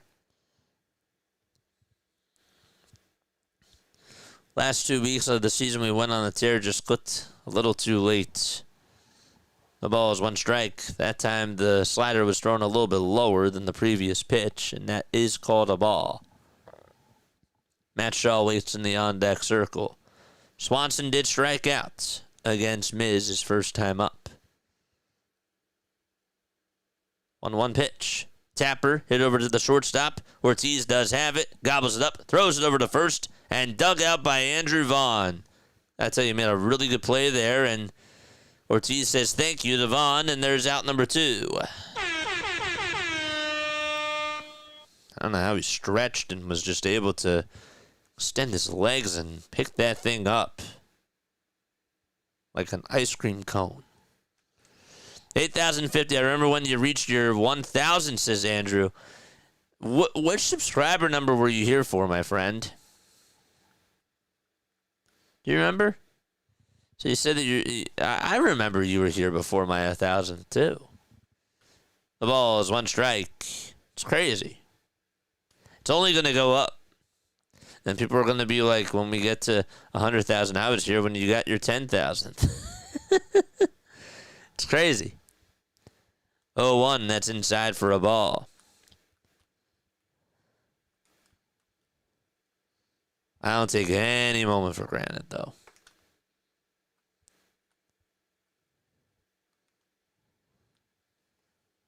One ball, 1 strike, 2 away, top of the 5th. 8 seconds left on the pitch clock. Miz gets set above the belt this time. And the 1-1, swing and a miss. A fastball right down the middle. Woof! That thing was 101. Whew. 1 ball, 2 strikes. Miz, what's he going to do this time? This time he goes with a curveball in the dirt, and the pitch is outside and low, but did he go? The question is, nope, he did not, says the first base umpire. A little bit of an awkward call there. Apologies. But it is 2 balls, 2 strikes nonetheless after all that. Rally towels waving. Here at American Family Field, Miz kicks, fires, doesn't get the call there. That was another curveball. That time it was a little bit further outside. Good movement on that curveball, and I don't know how Shaw did not go after that. It looked pretty good. But he's staying locked in. 3 balls, 2 strikes, the payoff pitch, and that's a fastball at 100, and it's fouled away. Thank you, Lomba. Andrew says I was here at around probably 650 to 700. Wiz is here. What's up, Wiz? How are you? Wiz has been on here for a while. He says, you're killing it, brother. Thank you. 3-2 pitch. Here it comes. Fly ball hit out over towards right field. And Frelick doesn't even have to move. He's right there at the right time. There's out number 3. Miz all fired up. Fans high-fiving one another. And we're going to go to the bottom of the 5th. It is 2-1 Milwaukee. Whew. I knew that the Cubs were going to sell it the hell out. Oh, Wiz. Wiz, shout out to you, man.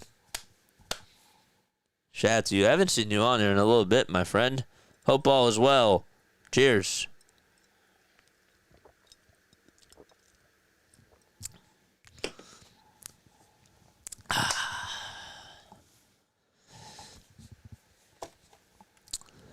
That Mizorowski guy has a Cy Young Award waiting for him. Tell you what, he is a star. He definitely has star potential, without a doubt. I'll tell you what, some of those curveballs that he threw in that last at-bat were really deceptive. And I know that he didn't get on, but Matt Shaw was really locked in. You just see you just see this curveball that just dips. Like it has that upwards trajectory, and then it just sails down and away. It's pretty disgusting. Bill says, I'm a star without a doubt. There he is. I was waiting for him to come back on. How are you? Shout out to you, JJ. I was here watching the Phillies-Dodgers game the other day. Well, I appreciate you, man. We got stars in the chat, guys. Where's Tyrese Maxey at?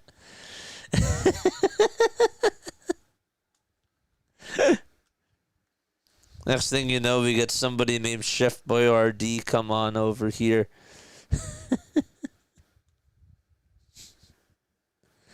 That's funny. The bottom drops at that last second. It does. And then he just comes back at you with a 102 mile per hour heater like it's nothing. Bill wants to know, is Ranger a free agent? Yes, he is. Sorry, I had a brain freeze for a sec. I was like, wait, who? And then I was like, Ranger. Yes, Ranger is a free agent. Yes. Tough to pick up in the box. Yeah, you got... You know, guys, we criticize these ball players, and look, rightfully so, because they get paid so much money to play in this game. And we love watching the product. But when you're in that box, you don't realize this, but you have a split-second decision to make right as that ball's going to be thrown. Like a split second. The pitch. That's to Jackson Churio, and he takes the bunt back. It's down for ball one. Palencia is still pitching. The windup and the pitch. Inside and high for ball two. I think Ranger comes back. I want Ranger to come back. I don't think Schwarber comes back.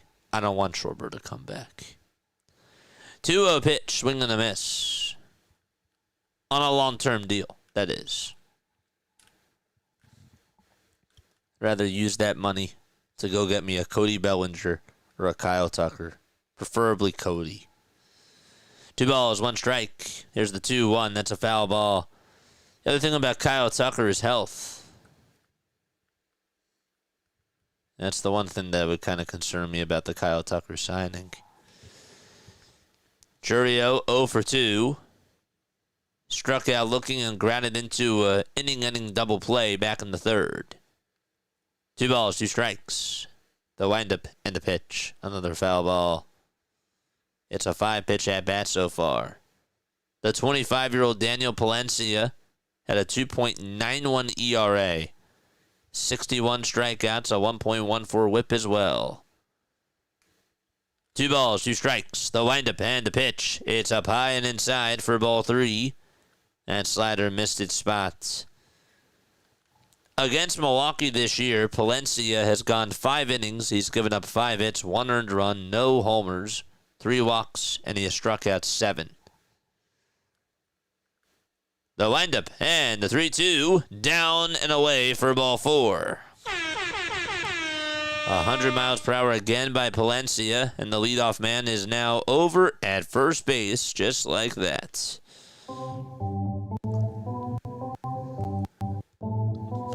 I played up until I was a junior in high school. Breaking pitches were my kryptonite. Yep. Got to make a split-second decision. Charge! And there's something that Ryan Howard said when I got to see him last year, and that was really cool. The pitch, that's on the outside corner for a strike. He said that the toughest pitch to hit was the fastball right down the middle because you didn't know if it was coming, but then, like, after it was there, it was like you knew it was coming. 0-1 pitch. Fly ball hit out over towards left field. And Happ goes over towards the line, shields his glove, will make the catch. There's out number 1. It's not really sunny out there. I don't know why he put the glove over towards his cap. It was probably because of the stadium lights. There we go.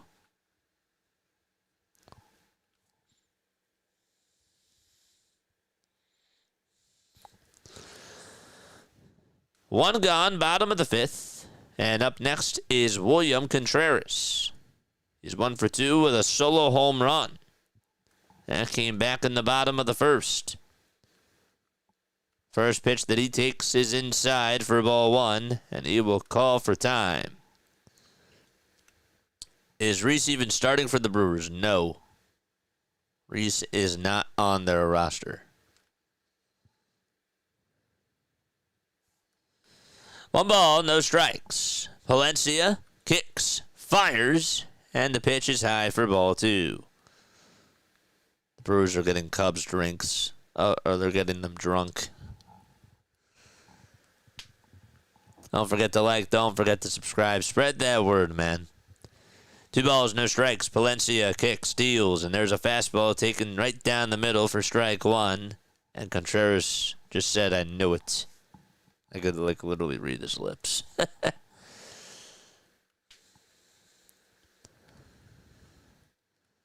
2 balls, 1 strike. Palencia kicks, steals the pitch. Line drive caught over at second. The throw back to first. Got him! And it's a 4-3 double play. A split-second decision made right there by Nico Horner.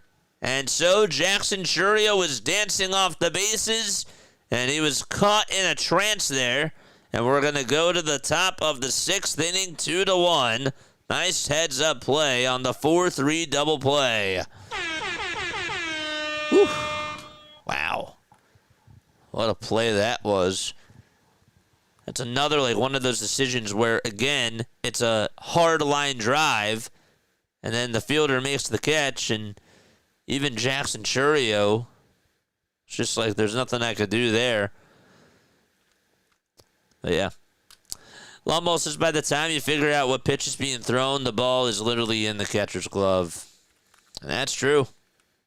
That is so true. How many times have we seen a batter this year, or even just, let's take the Phillies, for example. I saw Brandon Marsh the other day go down looking at a pitch that was right down the middle. It was a strike 3 called. And as soon as the ball hit the glove, he just marched right back. Marsh marched. Marsh marched back into the dugout. Crazy. No offense taken. I only want them because I'm betting them.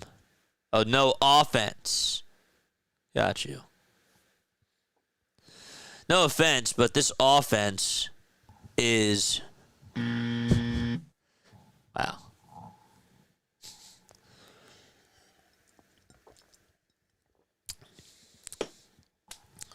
It's funny. Play on words. We are going to go to the top of the 6th. JJ, how do we get here? Can you tell us? I sure can. Well, this is how the scoring has gone. William Contreras hit a solo home run in the bottom of the 1st. Seiya Suzuki provided the counterpunch in the top of the 2nd with a solo shot out to right. And then the Brewers were able to take the lead on a solo home run by Andrew Vaughn in the bottom of the 4th. JJ, who do you want to win the World Series? I honestly don't care. I do not care. I just want a very good playoffs. If you were to tell me one of the 5 teams, and again, it's 5 because of this game here, I would probably go with the Dodgers. Who do I want to win? It's an even better question. I would probably say Milwaukee. I would. Bo Boy's here. I was waiting for you. but I know that it's a late night for you. Top of the 6th. And the tying run is up at the plate. Here's Aaron Ashby on the mound, a 5-2 record, 2.16 ERA during the regular season. 76 strikeouts, 66 2/3 of an inning he's thrown. It's no balls, 1 strike to Michael Busch. First pitch was in there for a fastball. Down the middle. Second pitch, that ball's grounded back up the middle past the dive of Swanson out to center for a base hit. Or Jory Ortiz, that is. And so, a leadoff single by Michael Busch. No chance that Ortiz was going to get to that one. And so, the Cubs have the tying run aboard. Ashby will be facing Nico Horner, who made a nice play to end the 5th inning. 1 ball, no strikes. Horner 1 for 2 in this game so far, batting .433 during the postseason. 1-0 pitch. Line drive down to third base line. That's a foul ball. Just could not keep it fair.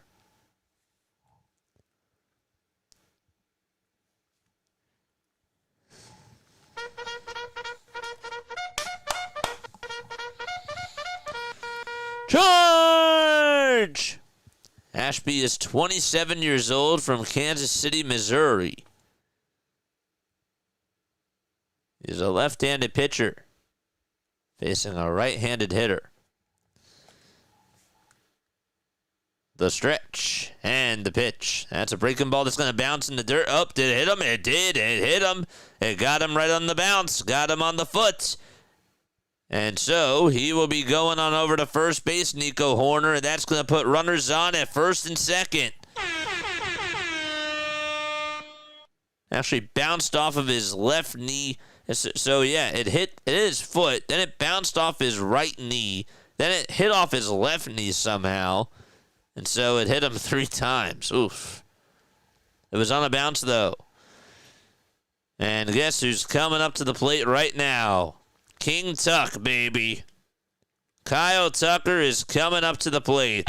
And the boos come raining down here in Milwaukee. Lefty versus lefty. Power versus power. First pitch outside for ball 1, and Kyle Tucker ahead in the count. The chess match begins between Ashby and Tuck. 1 ball, no strikes. 8 seconds left on the pitch clock. Horner's at first. And we got Busch at second. The 1-0 pitch. Line drive, foul ball towards the first base side.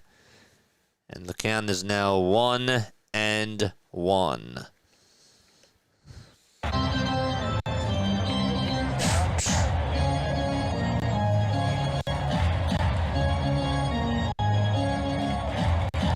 1 ball, 1 strike to King Tuck. The pitch. Check swing. He did not go. The pitch was down, and the third base umpire said no swing. Tucker has faced Ashby 3 times.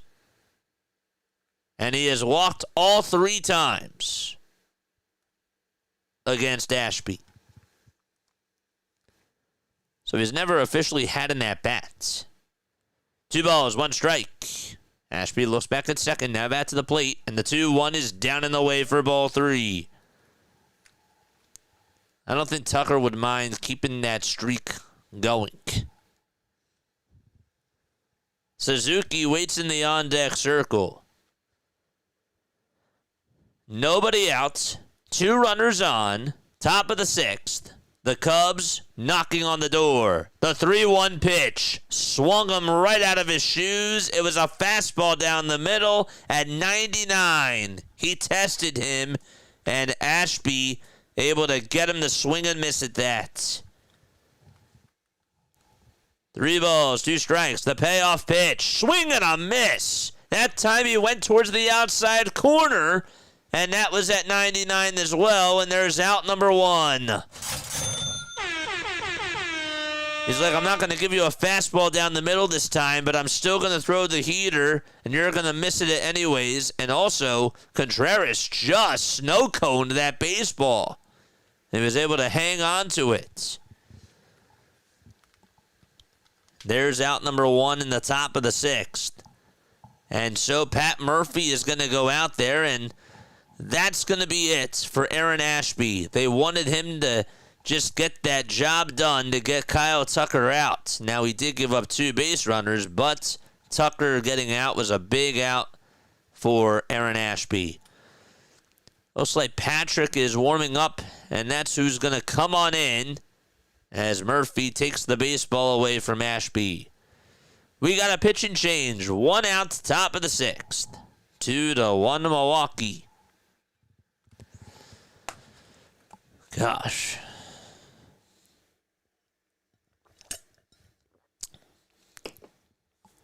The fastball down the middle, man. Tucker couldn't catch up to it.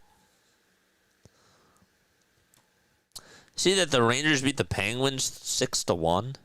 Wow. Flyers are in OT. It's tied 3-3. Guys, hit the thumbs up button. Subscribe to the channel. Ballboy says, I have a bad feeling for my brew crew here. I need the Cubs, says Wiz. The mighty Tuck has struck out. Tuck did not has not struck. Instead, he has struck out.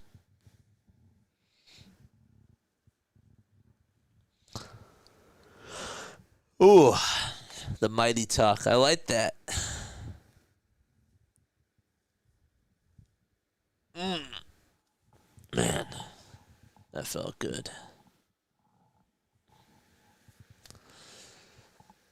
How long have we been streaming for? An hour, 54 minutes. Okay. Not bad.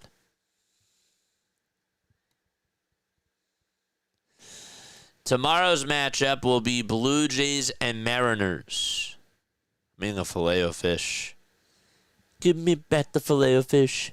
Give me that fish. Give me back the Filet-O-Fish. Give me that fish. What if that were you hanging up on this wall? If that was you in that sandwich, you wouldn't be laughing at all. Classic. Patrick is going to go out there to pitch. Dude, what a classic commercial that is. Chad Patrick, 3-8 on the season with a 3.53 ERA and 127 strikeouts. And also a 1.28 ERA on the season as well. 1.2 whip, I should say, on the season. Oof. He's from Crown Point, Indiana.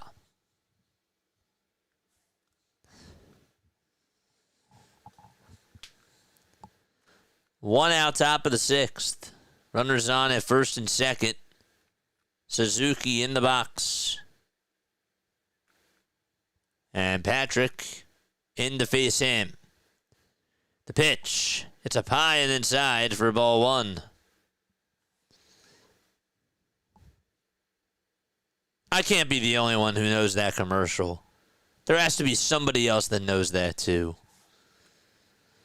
1 ball, no strikes. Patrick kicks, fires the pitch. That's outside for ball 2. There has to be somebody else that knows that commercial.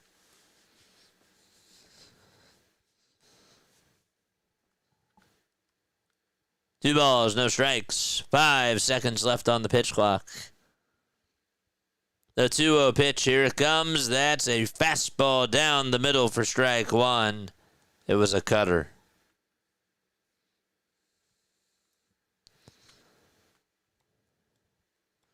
Horner over at first, Bush at second. 3 seconds left on the pitch clock. The 2-1 delivery, swing and a miss. That fastball was up high. And now it's 2 balls, 2 strikes. Went chasing after it.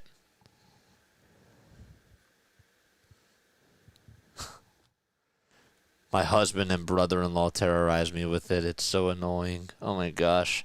Wait, do you actually have like the fish? I know somebody that actually does have the. I think it's a holy mackerel, right?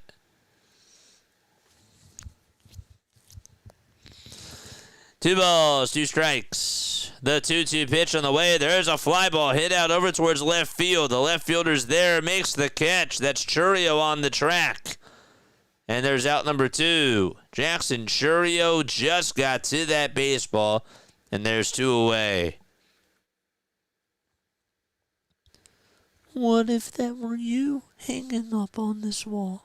Oh my gosh, that's literally stuck in my head now. My grandparents had it. It was a bass. Yeah, that's right. It was a bass. Yes, you're right. You're right. 2 out, stop for the 6th. Oh, it's a little bit stuck in my head. I'm sorry, Haley.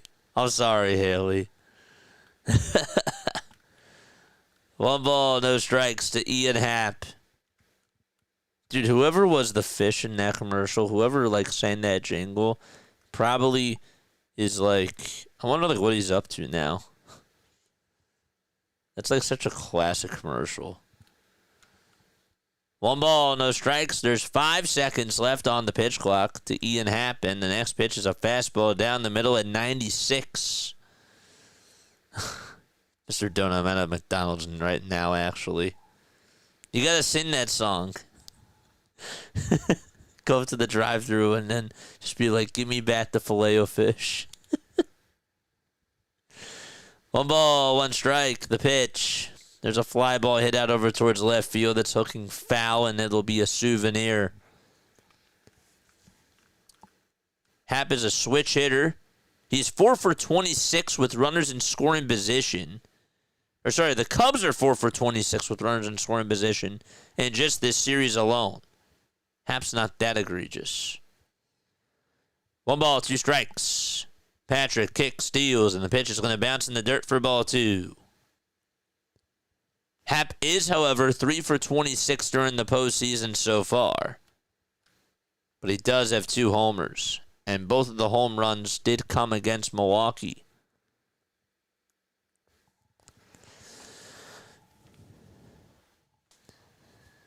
Patrick trying to get out of a pickle. Rowley Tow's waving. 2 balls, 2 strikes. The pitch. Here it comes. It's a foul ball. DE is here. What's up, DE? Shout out to you. Josh, go sing that song for me. Dude. Record yourself singing that at the drive-thru. As soon as they're like, will you be using the mobile app today? Give me back the Filet-O-Fish. 2 balls, 2 strikes. The pitch, here it comes. Strike 3 called. Got him. Wow, Patrick got out of the jam. There were runners on at first and second. He's all fired up. And we go to the bottom of the 6th.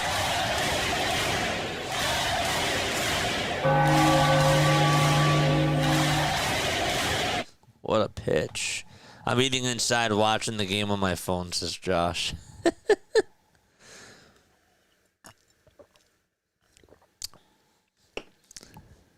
That's funny. Came to tune on in. No, dude, I appreciate you. I appreciate you, man.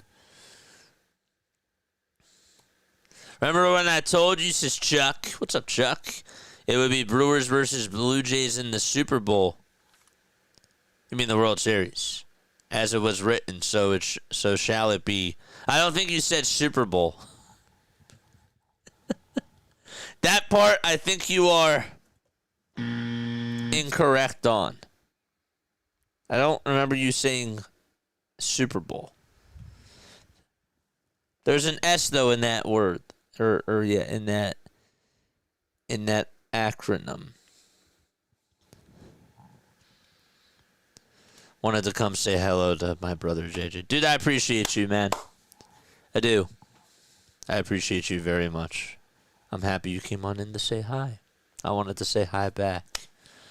Because you're awesome. Oh, yeah. Game's not over yet. Cubs have a great lineup. I know. No matter what happens, though, guys,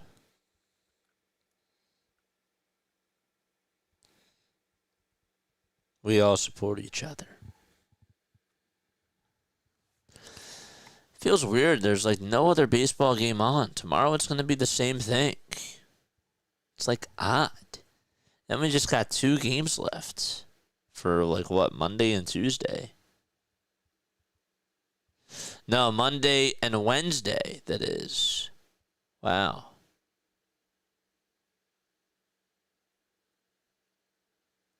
Is it? No. It's Thursday?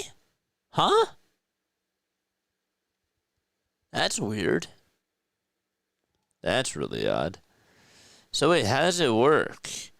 So Sunday is game 1 of the ALCS. Then Monday is game 2. And then game 1 for the NLCS is Monday. ALCS, so yeah, they have off. Oh, yes, that's right. It's 2 games. Duh. But then Wednesday, the NLCS is, okay, I see, said the blind man. I see. The ball is 1 strike. Basketball will soon save our sports days. Basketball is going to be a heck of a season, man. The Sixers, it's going to be wild. Caleb Theobar is pitching, by the way. Sure you don't want to hear me babble. The 0-1 pitch that's in there for strike 2 to Christian Yelich. The ball is 2 strikes. Theobar kicks, fires, swing and a miss. Good morning, good afternoon, and good night to Christian Yelich. Wow. And up next is Andrew Vaughn. Cubs are trash, GG's. It ain't over, baby. It ain't over. Here's Andrew Vaughn, who had a solo shot his last time up in the bottom of the 4th. And he stares at a wicked curveball that catches the inside edge for strike 1. No balls, 1 strike.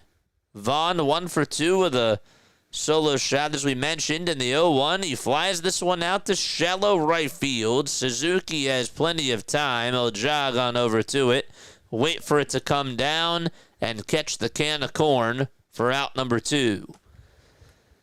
And up now is Sal Frelick. Don't forget to like. Don't forget to subscribe. Hit the bell icons, too. And that way you will know when we do go live. We got another game tomorrow night. 2 outs. The pitch. It's a curveball. And it's taken for ball 1. We got 87 people rocking with us. I will take that. 1-0 pitch. That's down for ball 2. 65 likes, 87 watching. I will take that. Chat, you guys are awesome. 2 balls, no strikes. The 2-0 pitch inside, and I mean badly, to Sal Frelick for ball 3. The top 3 hitters from Milwaukee today. How about this? 1 for 8.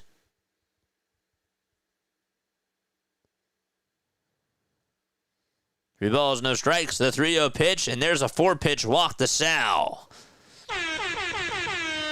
That'll put him over at first base. Up next is Caleb Durbin, who, by the way, is 2 for 2, but Craig Counsell says, hold up 1 second.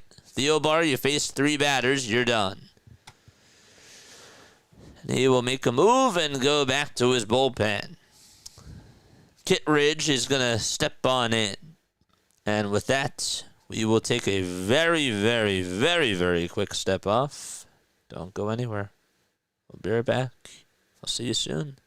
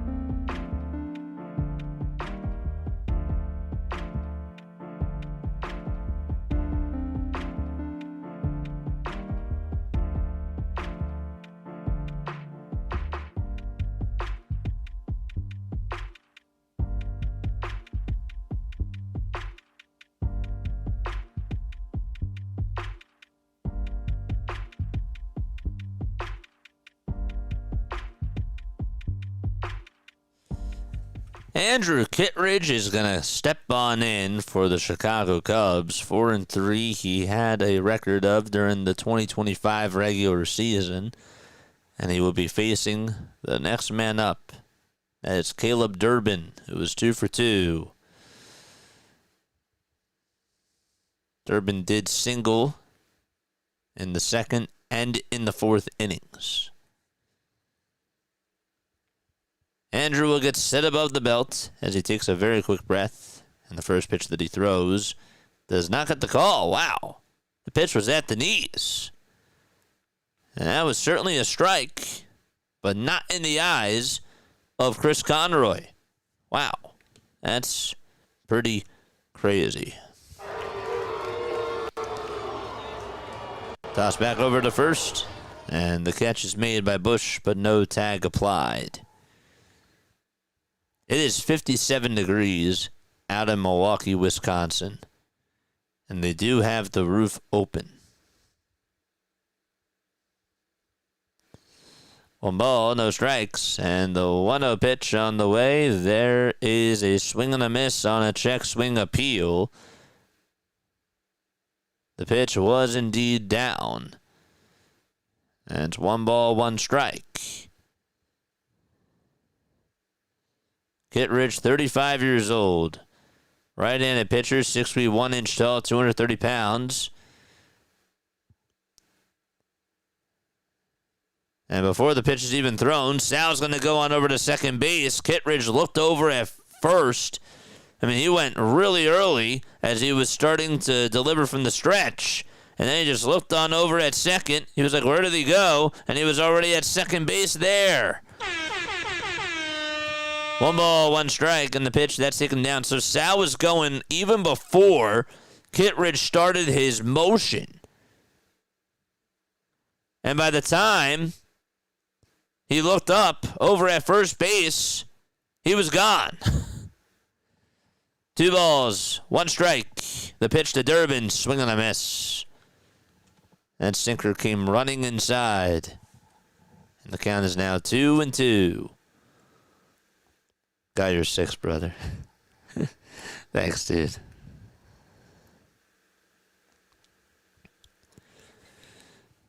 The pitch of the game coming on up. Here it is, the 2-2. Another bouncer, it's a foul ball.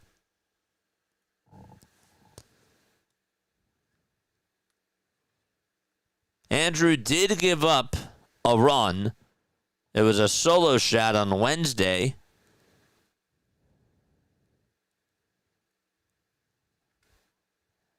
That was to Bowers, I believe.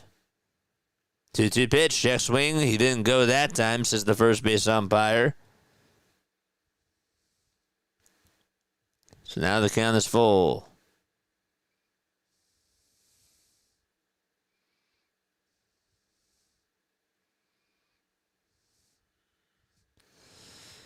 The 3-2 delivery. Downstairs for ball 4. And we got 2 runners on base for the Brew Crew. Hit that thumbs up button and subscribe. CeeLo is here. What's going on the go with CeeLo? We got a redirect. Thank you so much, my guy. There are now 7 pitchers available still to be used for the Cubs. All hands on deck. 2 runners on, 2 away, bottom of the 6th, then the pitch, swing and a miss. 2-1 Milwaukee. And Blake Perkins is up. Shout out to On The Go with CeeLo. Guys, if you love baseball, if you love NASCAR, if you like the Tennessee Volunteers for football and for basketball specifically, you should definitely go follow this guy. He also covers the Atlanta Braves. He is awesome. That's my brother. That's my guy. On the Go with CeeLo. Drop that link down below, my friend. No balls, 2 strikes, by the way, the Blake Perkins. 10 seconds left on the pitch clock. Kittredge in a pickle. He gets set and deals, and the pitch is down and in. Check swing. He didn't go that time. Ooh, that was close. It was close, but he just held his horses.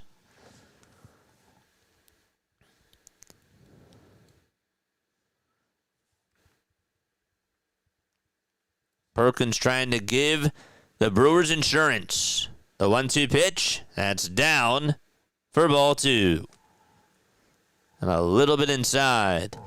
Jesse's here. What's up, Jesse? What's up, Kidder? Kidder Dunn, what's going on? That's a cool name. I love it. 2 balls, 2 strikes. Kittredge comes set and fires, and that ball is popped up over towards the right side of the infield. Who's going to get there? Bush calls off the pitcher, and he'll make the catch. They almost collided with each other, but Bush got it at the last second, and so the helmets go flying down from Perkins. So he's angry with himself, but we're going to go to the 7th inning anyways. Cubs do strand 2 base runners. They'll be back. Folks, my name is Jason Joseph. This is Play-by-Play with JJ. We go on for Phillies baseball, Sixers basketball, Eagles football, but we also do baseball. We do a lot of baseball content. We did a lot of Sunday night baseball games this year. We've also been covering the playoffs for the most part. And we also do this really cool thing called MLB Diamond Zone. And if you really like Red Zone for football, but if you were like, I wish baseball had something like that, I'm telling you, with an old school radio play-by-play style, that is what we do. We go to the highlights and the pinnacle moments of each game. But it's like a radio style. So, I could change games.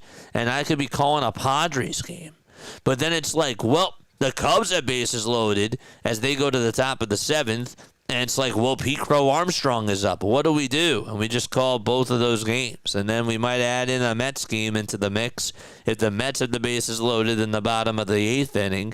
And there's just a lot of drama. It's so cool. Go check out Diamond Zone. We do a lot of baseball stuff on this channel, but we also cover the Sixers and we do the Eagles. And it's pretty cool. We do try to interact with the chat. I think that we're pretty friendly, but we have a lot of fun.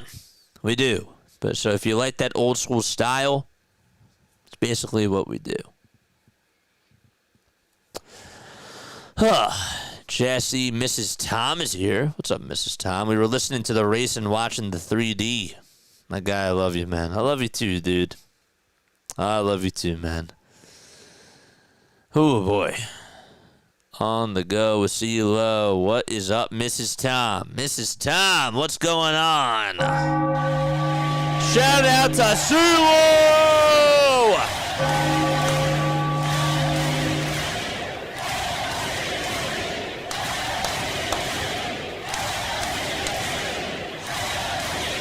Yes. Hello, JJ. What's up, Jesse? Jesse Hesselstein is here. What's going on? Sounds awesome, JJ. Thank you. Well, I appreciate you guys. I really, really do. How's your day going? My day's been going well. I took off last night, and I'm happy to be back tonight. I am very happy to be back. We did a nice Phillies podcast, and we took phone calls during that, so that was cool. That was therapeutic. And then we came on here, and everything's been good. Had a nice dinner. Had a good day. But yeah, all right. We're in the top of the 7th. Patrick throws the first pitch. It's in there for a strike. Here's pitch number 2. That misses outside for ball 1 at 96 miles per hour. Carson Kelly is 1 for 2. He did have a single earlier in the game. He's batting $192 in the postseason. And the 1-1 pitch that he takes is in the dirt for ball 2. Again, this is Chad Patrick still pitching. 27 years old from Crown Point, Indiana. The windup and the pitch. That is a ground ball, foul ball towards the third base side and out of play. Patrick against the Cubs this year has gone 10 innings. He's surrendered 7 earned runs, 9 total runs, 4 walks, and 9 strikeouts. The windup and the pitch. Swung on and missed. Got him. That pitch was up high. It was also inside. And Kelly Swung at nothing but air. Lloyd Barnes is also here. What's up, Lloyd? Get her done, says Braves fan, but we all can't love the same teams or it wouldn't be any fun. I agree, but we do have Braves fans on here, and you know what? We respect the Braves. We do. We might not see eye to eye on things, but yes, sir. Pitch on the way. There's a high fly ball hit out to deep right field. If it's fair, it's gone. It is a foul ball by Pete Crow Armstrong. That was a game of inches. Wow. Showing the replay, it actually did go towards that right field corner. Couldn't really tell it disappeared, but it looked like it was going to be a close one. Patrick kicks, delivers, and PCA takes the next pitch outside, not by much for ball one. So what do you think about the Braves? Get her done. I got to ask you, what do you think about those Braves? Where do they go? 1-1 pitch, swing and a miss. Pete Crow Armstrong was guessing at the fastball, and it was outside. 1 ball, 2 strikes. 2-1 Milwaukee in the top of the 7th. The yellow rally towels waving out of the American Family Field. We're in Game 5 of the NLCS. Patrick gets the signs from former Brave Contreras. And the 1-2, and that's in the dirt for ball 2. The Yokohama Bay Stars are in the postseason, and their first tackle is the Tokyo Giants, and won the first game of 3 against them. Woof! Wow. 2 balls, 2 strikes to PCA. Patrick, not wasting any time, kicks, fires, and there's a fly ball hit out over towards straightaway center field. Not that deep, very playable. The catch is made by Perkins, and there's out number 2. Get her done. Dude, that is such a great name. Hi, JJ. What's up, Miss Tom?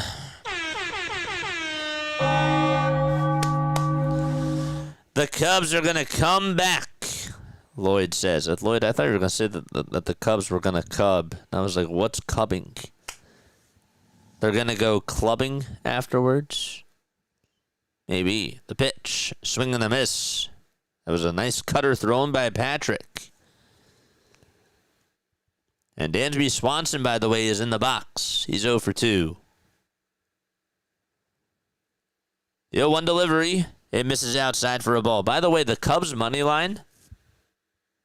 So according to Vegas here, the Cubs are given a plus 400 money line, so they are obviously not the favorites here. There's the 1-1 pitch to Swanson, and that's in there for strike 2. Who's our vote to win, says Jesse. Well, that's for you to decide. 1 ball, 2 strikes.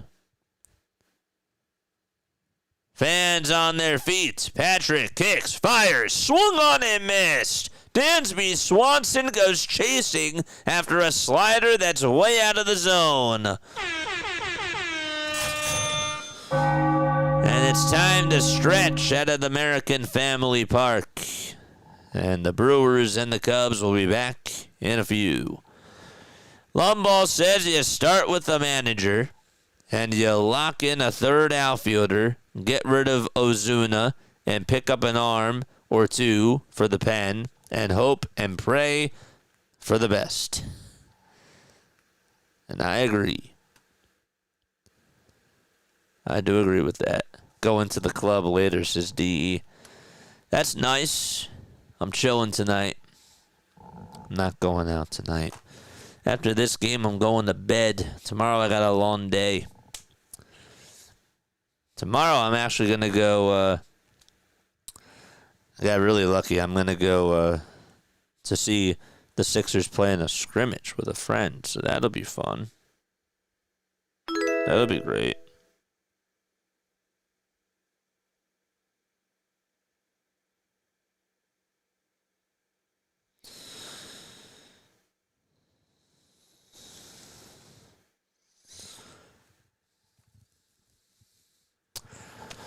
Paul Gomez is here. What's up, Paul? How are you doing? What did everybody eat tonight? What did everybody eat tonight for dinner? And by the way, where's everybody tapping on in from? I'm throwing a lot of curveballs at you guys. I know. It's a lot of work. I'm keeping everybody on their toes. Watch out for the next couple of questions. It's only going to get tougher. Rising Rhino, what's up? Rising Rhino, keep on rising, my friend. My friend, Rising Rhino covers all things football. Not just the NFL, guys, but anything football related. It could be college. It could be it could be CFL. It could be XFL. It doesn't matter what football it is. UFL. That's just what he does. That is what he does, man. And he does a heck of a job. He really does. And I mean that from the bottom of my heart. Him and CeeLo are absolutely awesome. And there's others too. Rhino Nation is in the house, baby. Jesse says bye. Thanks so much for stopping on by, Jesse. Thank you. I want the Dodgers and the Cubbies rematch from 2016, says Paul. I feel you, man. I do. Long Ball likes to play video games, says Rising Rhino. Haroof! What's up, Haroof? How are you, my friend? I hope I said that correctly. Please correct me if I'm wrong. Man, the first pitch, that's down for a ball to Kittredge. 1 ball, no strikes. Long Ball likes to play video games and collect amazing hot garbage cards. It's the best, says Rising Rhino. It's not garbage. The 1-0 pitch. That's on the outside corner for a strike. Back. Daniel's here. What's up, Daniel? He says, I got tacos. What type of tacos? What are we talking about? 1 ball, 1 strike in the pitch. And that's down in the way for ball 2 to Joey Ortiz. Kittredge still on the mound. 15 pitches for him. Bottom of the 7th, 2-1 Brew Crew. The windup and the pitch. Foul ball hit back towards the screen. You got Doritos. Doritos at dinner? Doritos is dinner? I'm in Cleveland. Nice. Very nice. Shout out to Cleveland. A lot of hot garbage right now. Also coming from Milwaukee, Daniel, what's up? 2 balls, 2 strikes. The pitch to Joey Ortiz, foul ball. Rhino, do you have any more games doing? JJ, you sound like Wolfman Jack. I'm loving it, brother. Thank you. I appreciate it. I love seeing new people on here. I like seeing people, period. 2 balls, 2 strikes. Good people, that is. And the pitch, foul ball. Ramen noodle soup with chicken and vegetables for me for dinner. Ooh, that sounds good, man. That sounds very good. Rhino, what'd you eat for dinner? Oh, wait, I know. You had fries. I saw you had fries. I don't know what else you ate with the fries. 2 balls, 2 strikes. 1 out, bottom of the 7th, and here's the pitch. There's a fly ball hit out to center field, and Armstrong on the dive makes the catch. Oh, what a play by PCA! Wow! He was able to extend his whole body and take away a base hit right there by Ortiz, and he cannot believe it, Joey Ortiz, that is. What a play by Pete Crow Armstrong. And Kittredge says, thank you very much.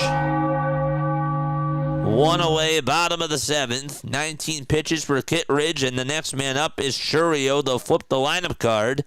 The pitch, that ball is skied over towards the right field side.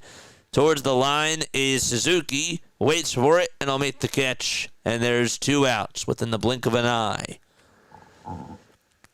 Everything that doesn't say Braves, Steelers, or Knicks on them is JJ. Thanks, man. We have pizza tonight. Ooh, what type of pizza? What type of pizza? Margarita pizza, cheese pizza, marinara pizza. What type of pizza are we talking about?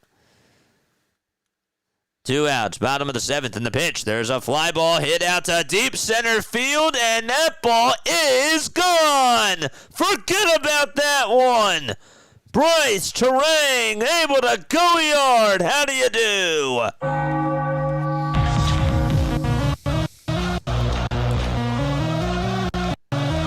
As soon as that ball was swung, you could see the smoke going off. That thing was crushed.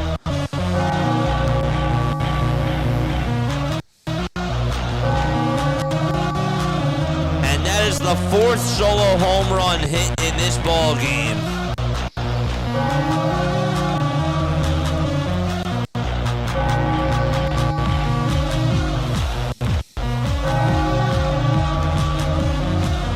All hugs in the dugout for Bryce Terang, and you talk about a guy who's really been struggling in this series, but has just had an incredible season and has been, at times, their leadoff hitter.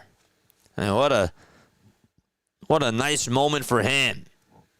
Kittredge threw a mistake down the middle, and Bryce said, I'm going to punch that thing out to center field because that was a mistake written all over it. 3-1 Brew Crew. 2 away, bottom of the 7th. And now William Contreras comes on up to the plate. He went yard his first time up.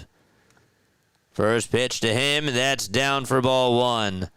Those Brewers fans were standing up and jumping for joy after that swing.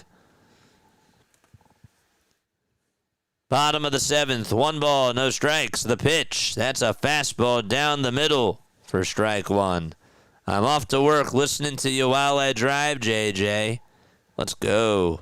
Half meat lover, half meatloaf, half pep and olives. The pitch to Contreras. There's a fly ball hit out to left. He thought he had it. He did not. And the catch is made by Ian Happ for out number 3. That one didn't go yard, but Bryce Terang's did. And that is going to give the Brewers some insurance as we go to the top of the 8th inning. Still 6 outs to play with for Chicago. Can they get it done? Can they try to get a run on the board? We'll see. And on the other hand, can the Brewers cool the fire? Love me some hot garbage, says Rising Rhino. We need Bob Uecker here to call that bomb, says Fleeced. What's going on, man? How are you? Shout out to you. I'm not Bob Uecker, and I don't compare myself to Bob. I don't compare myself to Harry. I'm just JJ. But I do agree. It would be really cool to hear Bob on that type of a call. It really would. JJ had a blast. My bed is calling me. Take good care, brother. Hope to see you on here soon. Get her done. Thanks so much for stopping on by. We'll be back on tomorrow night. We will be doing that Blue Jays-Mariners game. Hopefully I'll see you there. Unless you see me first. So Dodgers go to Milwaukee if the Brewers win. Fleece, that is correct. No. Yes. Okay. Yes. That is right. Wow.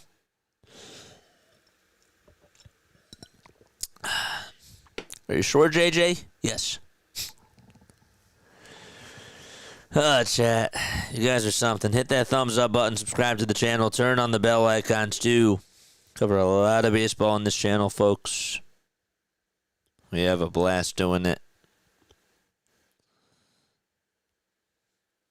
We got 73 likes. Cubs go to LA if they win. That is also correct as well. That is correct. Let's look at these NHL scores, shall we? Let's go to these NHL games. Did the Flyers win an OT? That's the first thing I gotta know. They lost. Darn it. At least they got a point. At least they got a point. But they lost. Canadians won 3-2. The Rangers beat the Penguins 6-1. The Capitals, they won against the Islanders 4-2. How about the Panthers? They are now 3-0, and they won 6-2. Marchand ended up getting a goal and an assist. Good for him. Patrick Kane had a goal and 2 assists for the Detroit Red Wings. They won 6-3 against the Maple Leafs. 1 ball, no strikes. Abner Uribe is going to pitch for the Milwaukee Brewers and try to hold on to this lead here. Ballesteros is up at the plate for the Chicago Cubs, pinch hitting. And the second pitch that he takes is outside and high for ball 2. Is Rhino still here? Where's the Rhino at? Did he leave? Don't forget the sub, guys. Phillies out, Yankees out, no joy in the Northeast this season. 2-0 pitch, fly ball hit out over towards shallow left field. Churrio's there, and he makes the catch for the first out of the inning.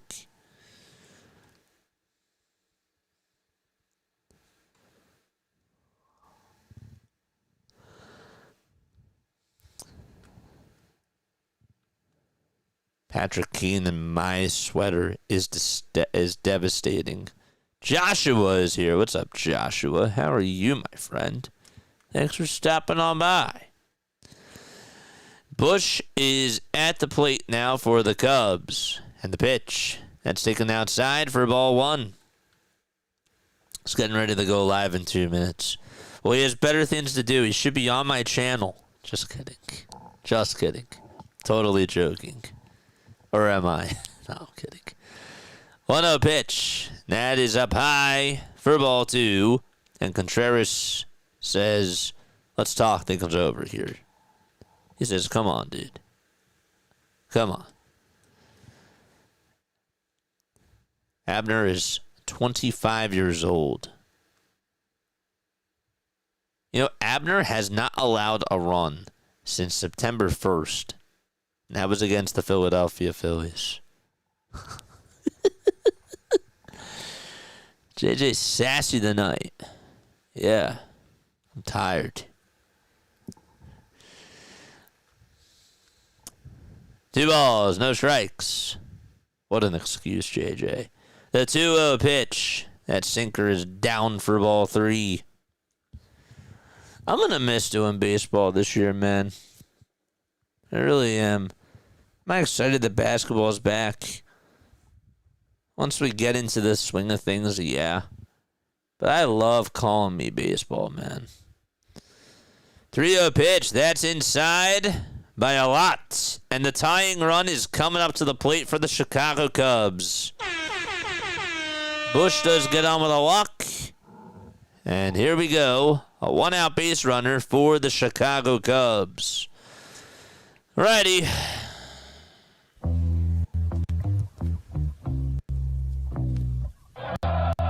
Nico Horner is in the box. Uribe kicks, steals, and there's a 99-mile-per-hour fastball down the hatch for strike 1.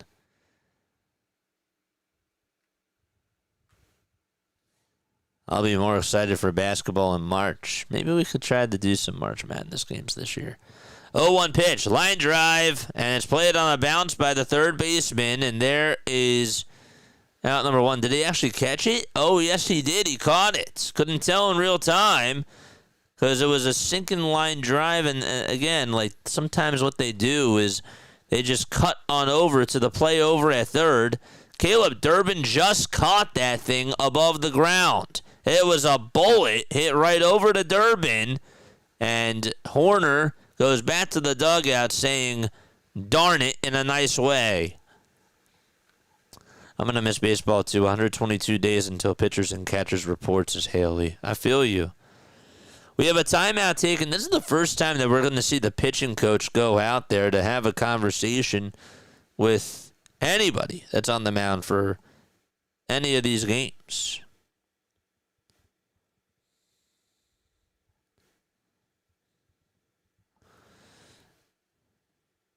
Chris Hook is the pitching coach. He's 57 years old for the Milwaukee Brewers.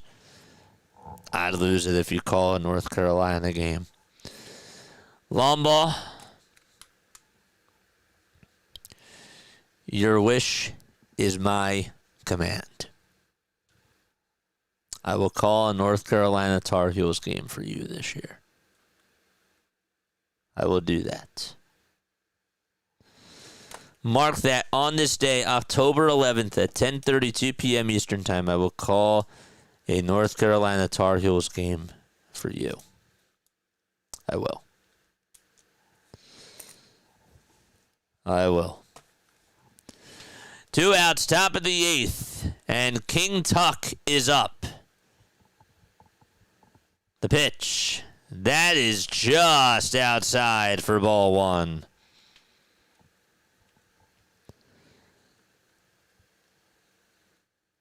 I will write that down.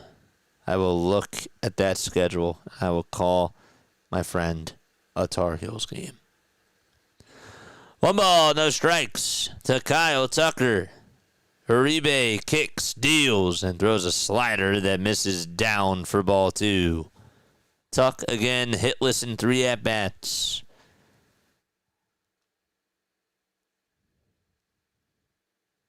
Tucker has never faced Uribe before, if you can believe that. 2-0 pitch, swing and a miss. He's been late on that fastball all day. 2 balls, 1 strike. It's like he just doesn't know that it's coming.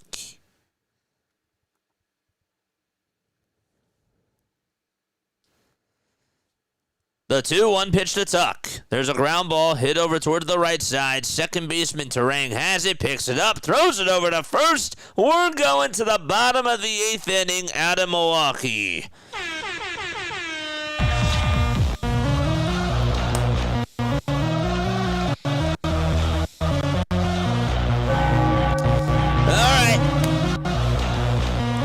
Brewers are 3 outs away from advancing to the NLCS. Okay.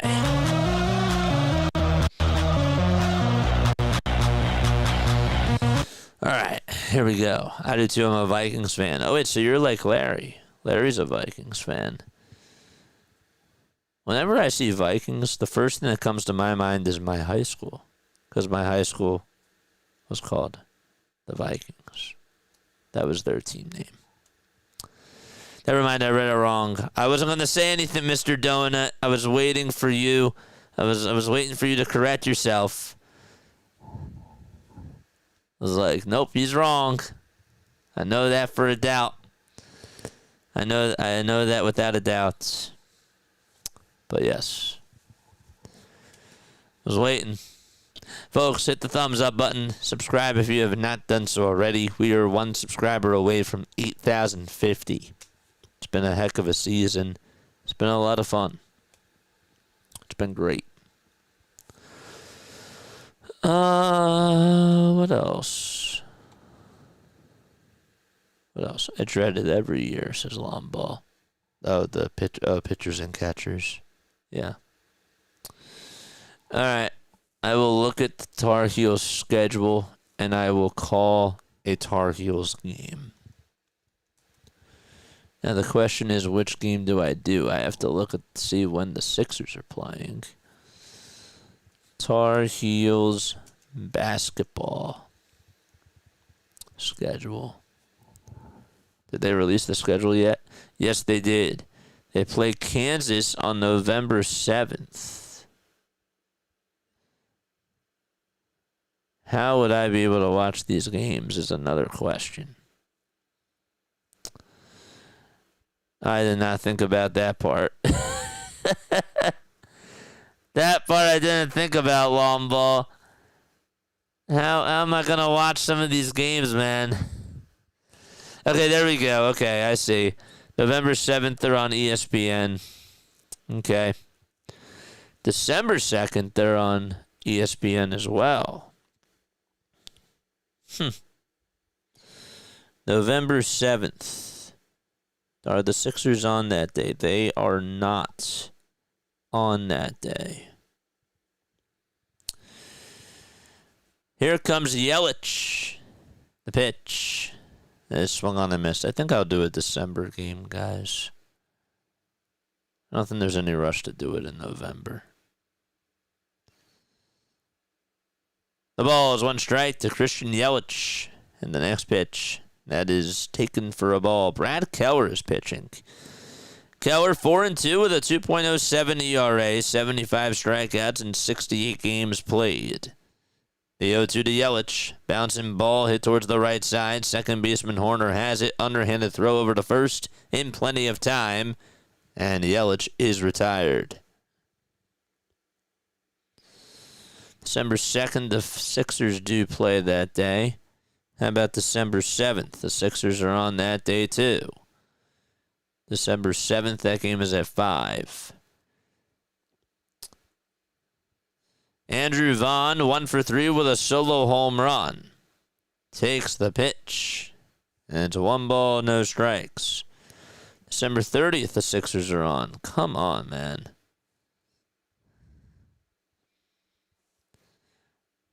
How about January 21st? January 21st, it's a date. 1 ball, 1 strike. 2 outs, bottom of the 8th. Pitch, ground ball, hit towards the shortstop. Swanson, he picks it up. Has time, throws over to first. There's out number 2. And so 2 up, 2 down here in the bottom of the 8th inning.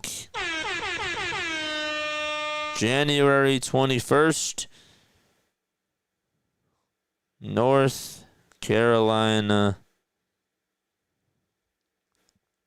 Tar Heels versus Notre Dame.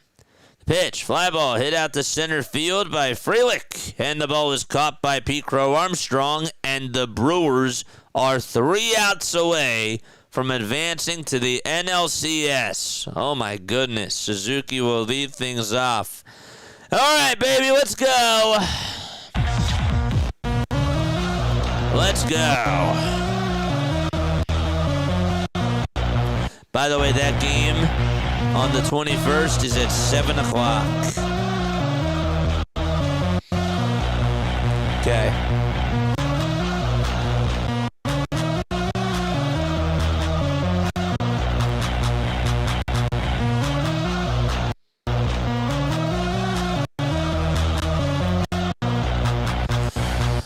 Okay.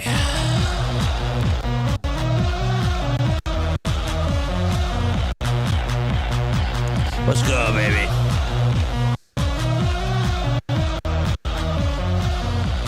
If you can do it, don't stress. Don't stress it too much, brother. Well, we found a date, my friend. January 21st. Cubs no-hitting. Geesh, I tried to get Schwarber off season. Says Phil. You know, I was thinking about that. What if the Cubs get Kyle Schwarber back? That would actually be kind of cool. That would be cool. What if they get Kyle Schwarber back? I would love that. I would love that. All right, Lomba, you got the date written down. January 21st, and that game is at 7 o'clock. It's the Tar Heels versus Notre Dame. We'll call that game the Irish. Wow. It's time to go to the 9th inning. It is 3-1 Milwaukee. It's been a quick game so far. I may have jinxed it. Oops. My bad. Guys, my name is Jason Joseph. This is Play-by-Play with JJ. I can't sit still right now. I'm ready for this game to start in the top of the 9th. I'm ready for the top of the 9th inning. If you're ready for the top of the 9th, hit that thumbs up button and subscribe. Daniel's back. What's up, Daniel? Happy Saturday. Hello, guys. You stopped on in here earlier, my friend. What's going on? What's up, dude? How are you? You're awesome, JJ. Let's go. I marked it in my calendar. We pulled up the schedule right there, and we're doing it for the man himself. Let's go. Seiya Suzuki is up as we start off the ninth. Uribe still pitching, and the first pitch is taken low for ball one. Who will the Dodgers play? The Cubs or the Brewers? 1 ball, no strikes. Uribe gets set above the belt. Kicks, delivers, and the pitch is up high for ball two. 2 balls, no strikes. Abner with a 1.67 ERA during the regular season. And again, he had 90 strikeouts, guys. The 2-0 pitch. There's a fastball taken down the middle for strike one.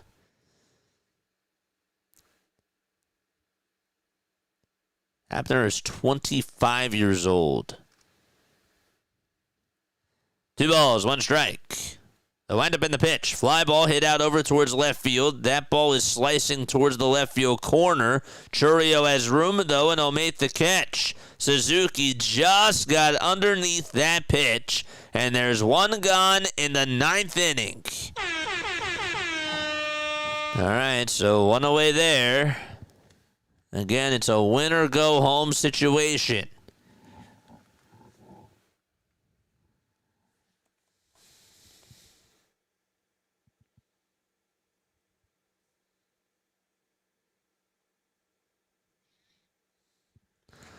The pitch. That's inside for ball one to Ian Happ.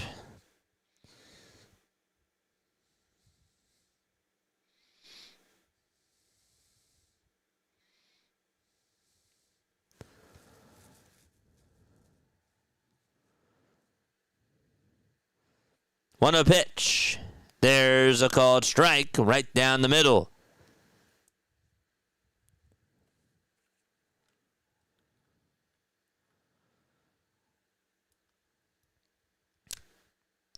Happ in the box. White batting gloves, batting on the left side. And the 1-1 is chopped foul towards the first base side and out of play. Everybody on their feet. You see some Braun jerseys. You see Fielder jerseys. Yelich jerseys all around. The 1-2 pitch. Here it comes. Fly ball hit out to right field. That's caught by Frelick. There's 2 down in Milwaukee.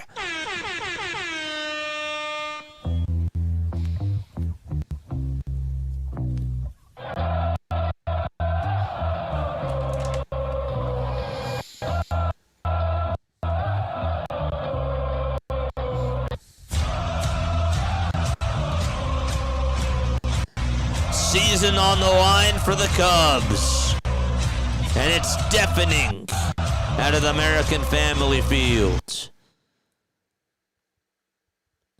First pitch to Carson Kelly. Ground ball hit over to the shortstop. Ortiz picks it up, throws it over to first. And for the first time in 8 years, the Brewers are going back to the NLCS.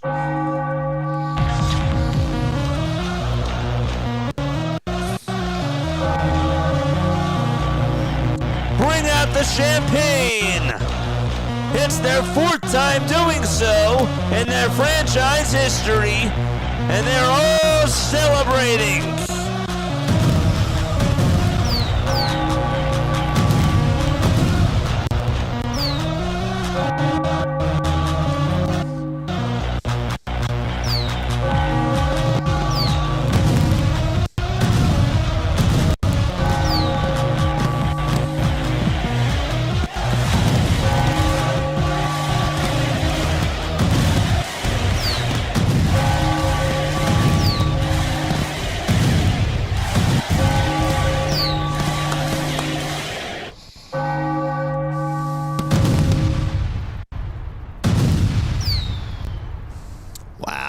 Crazy.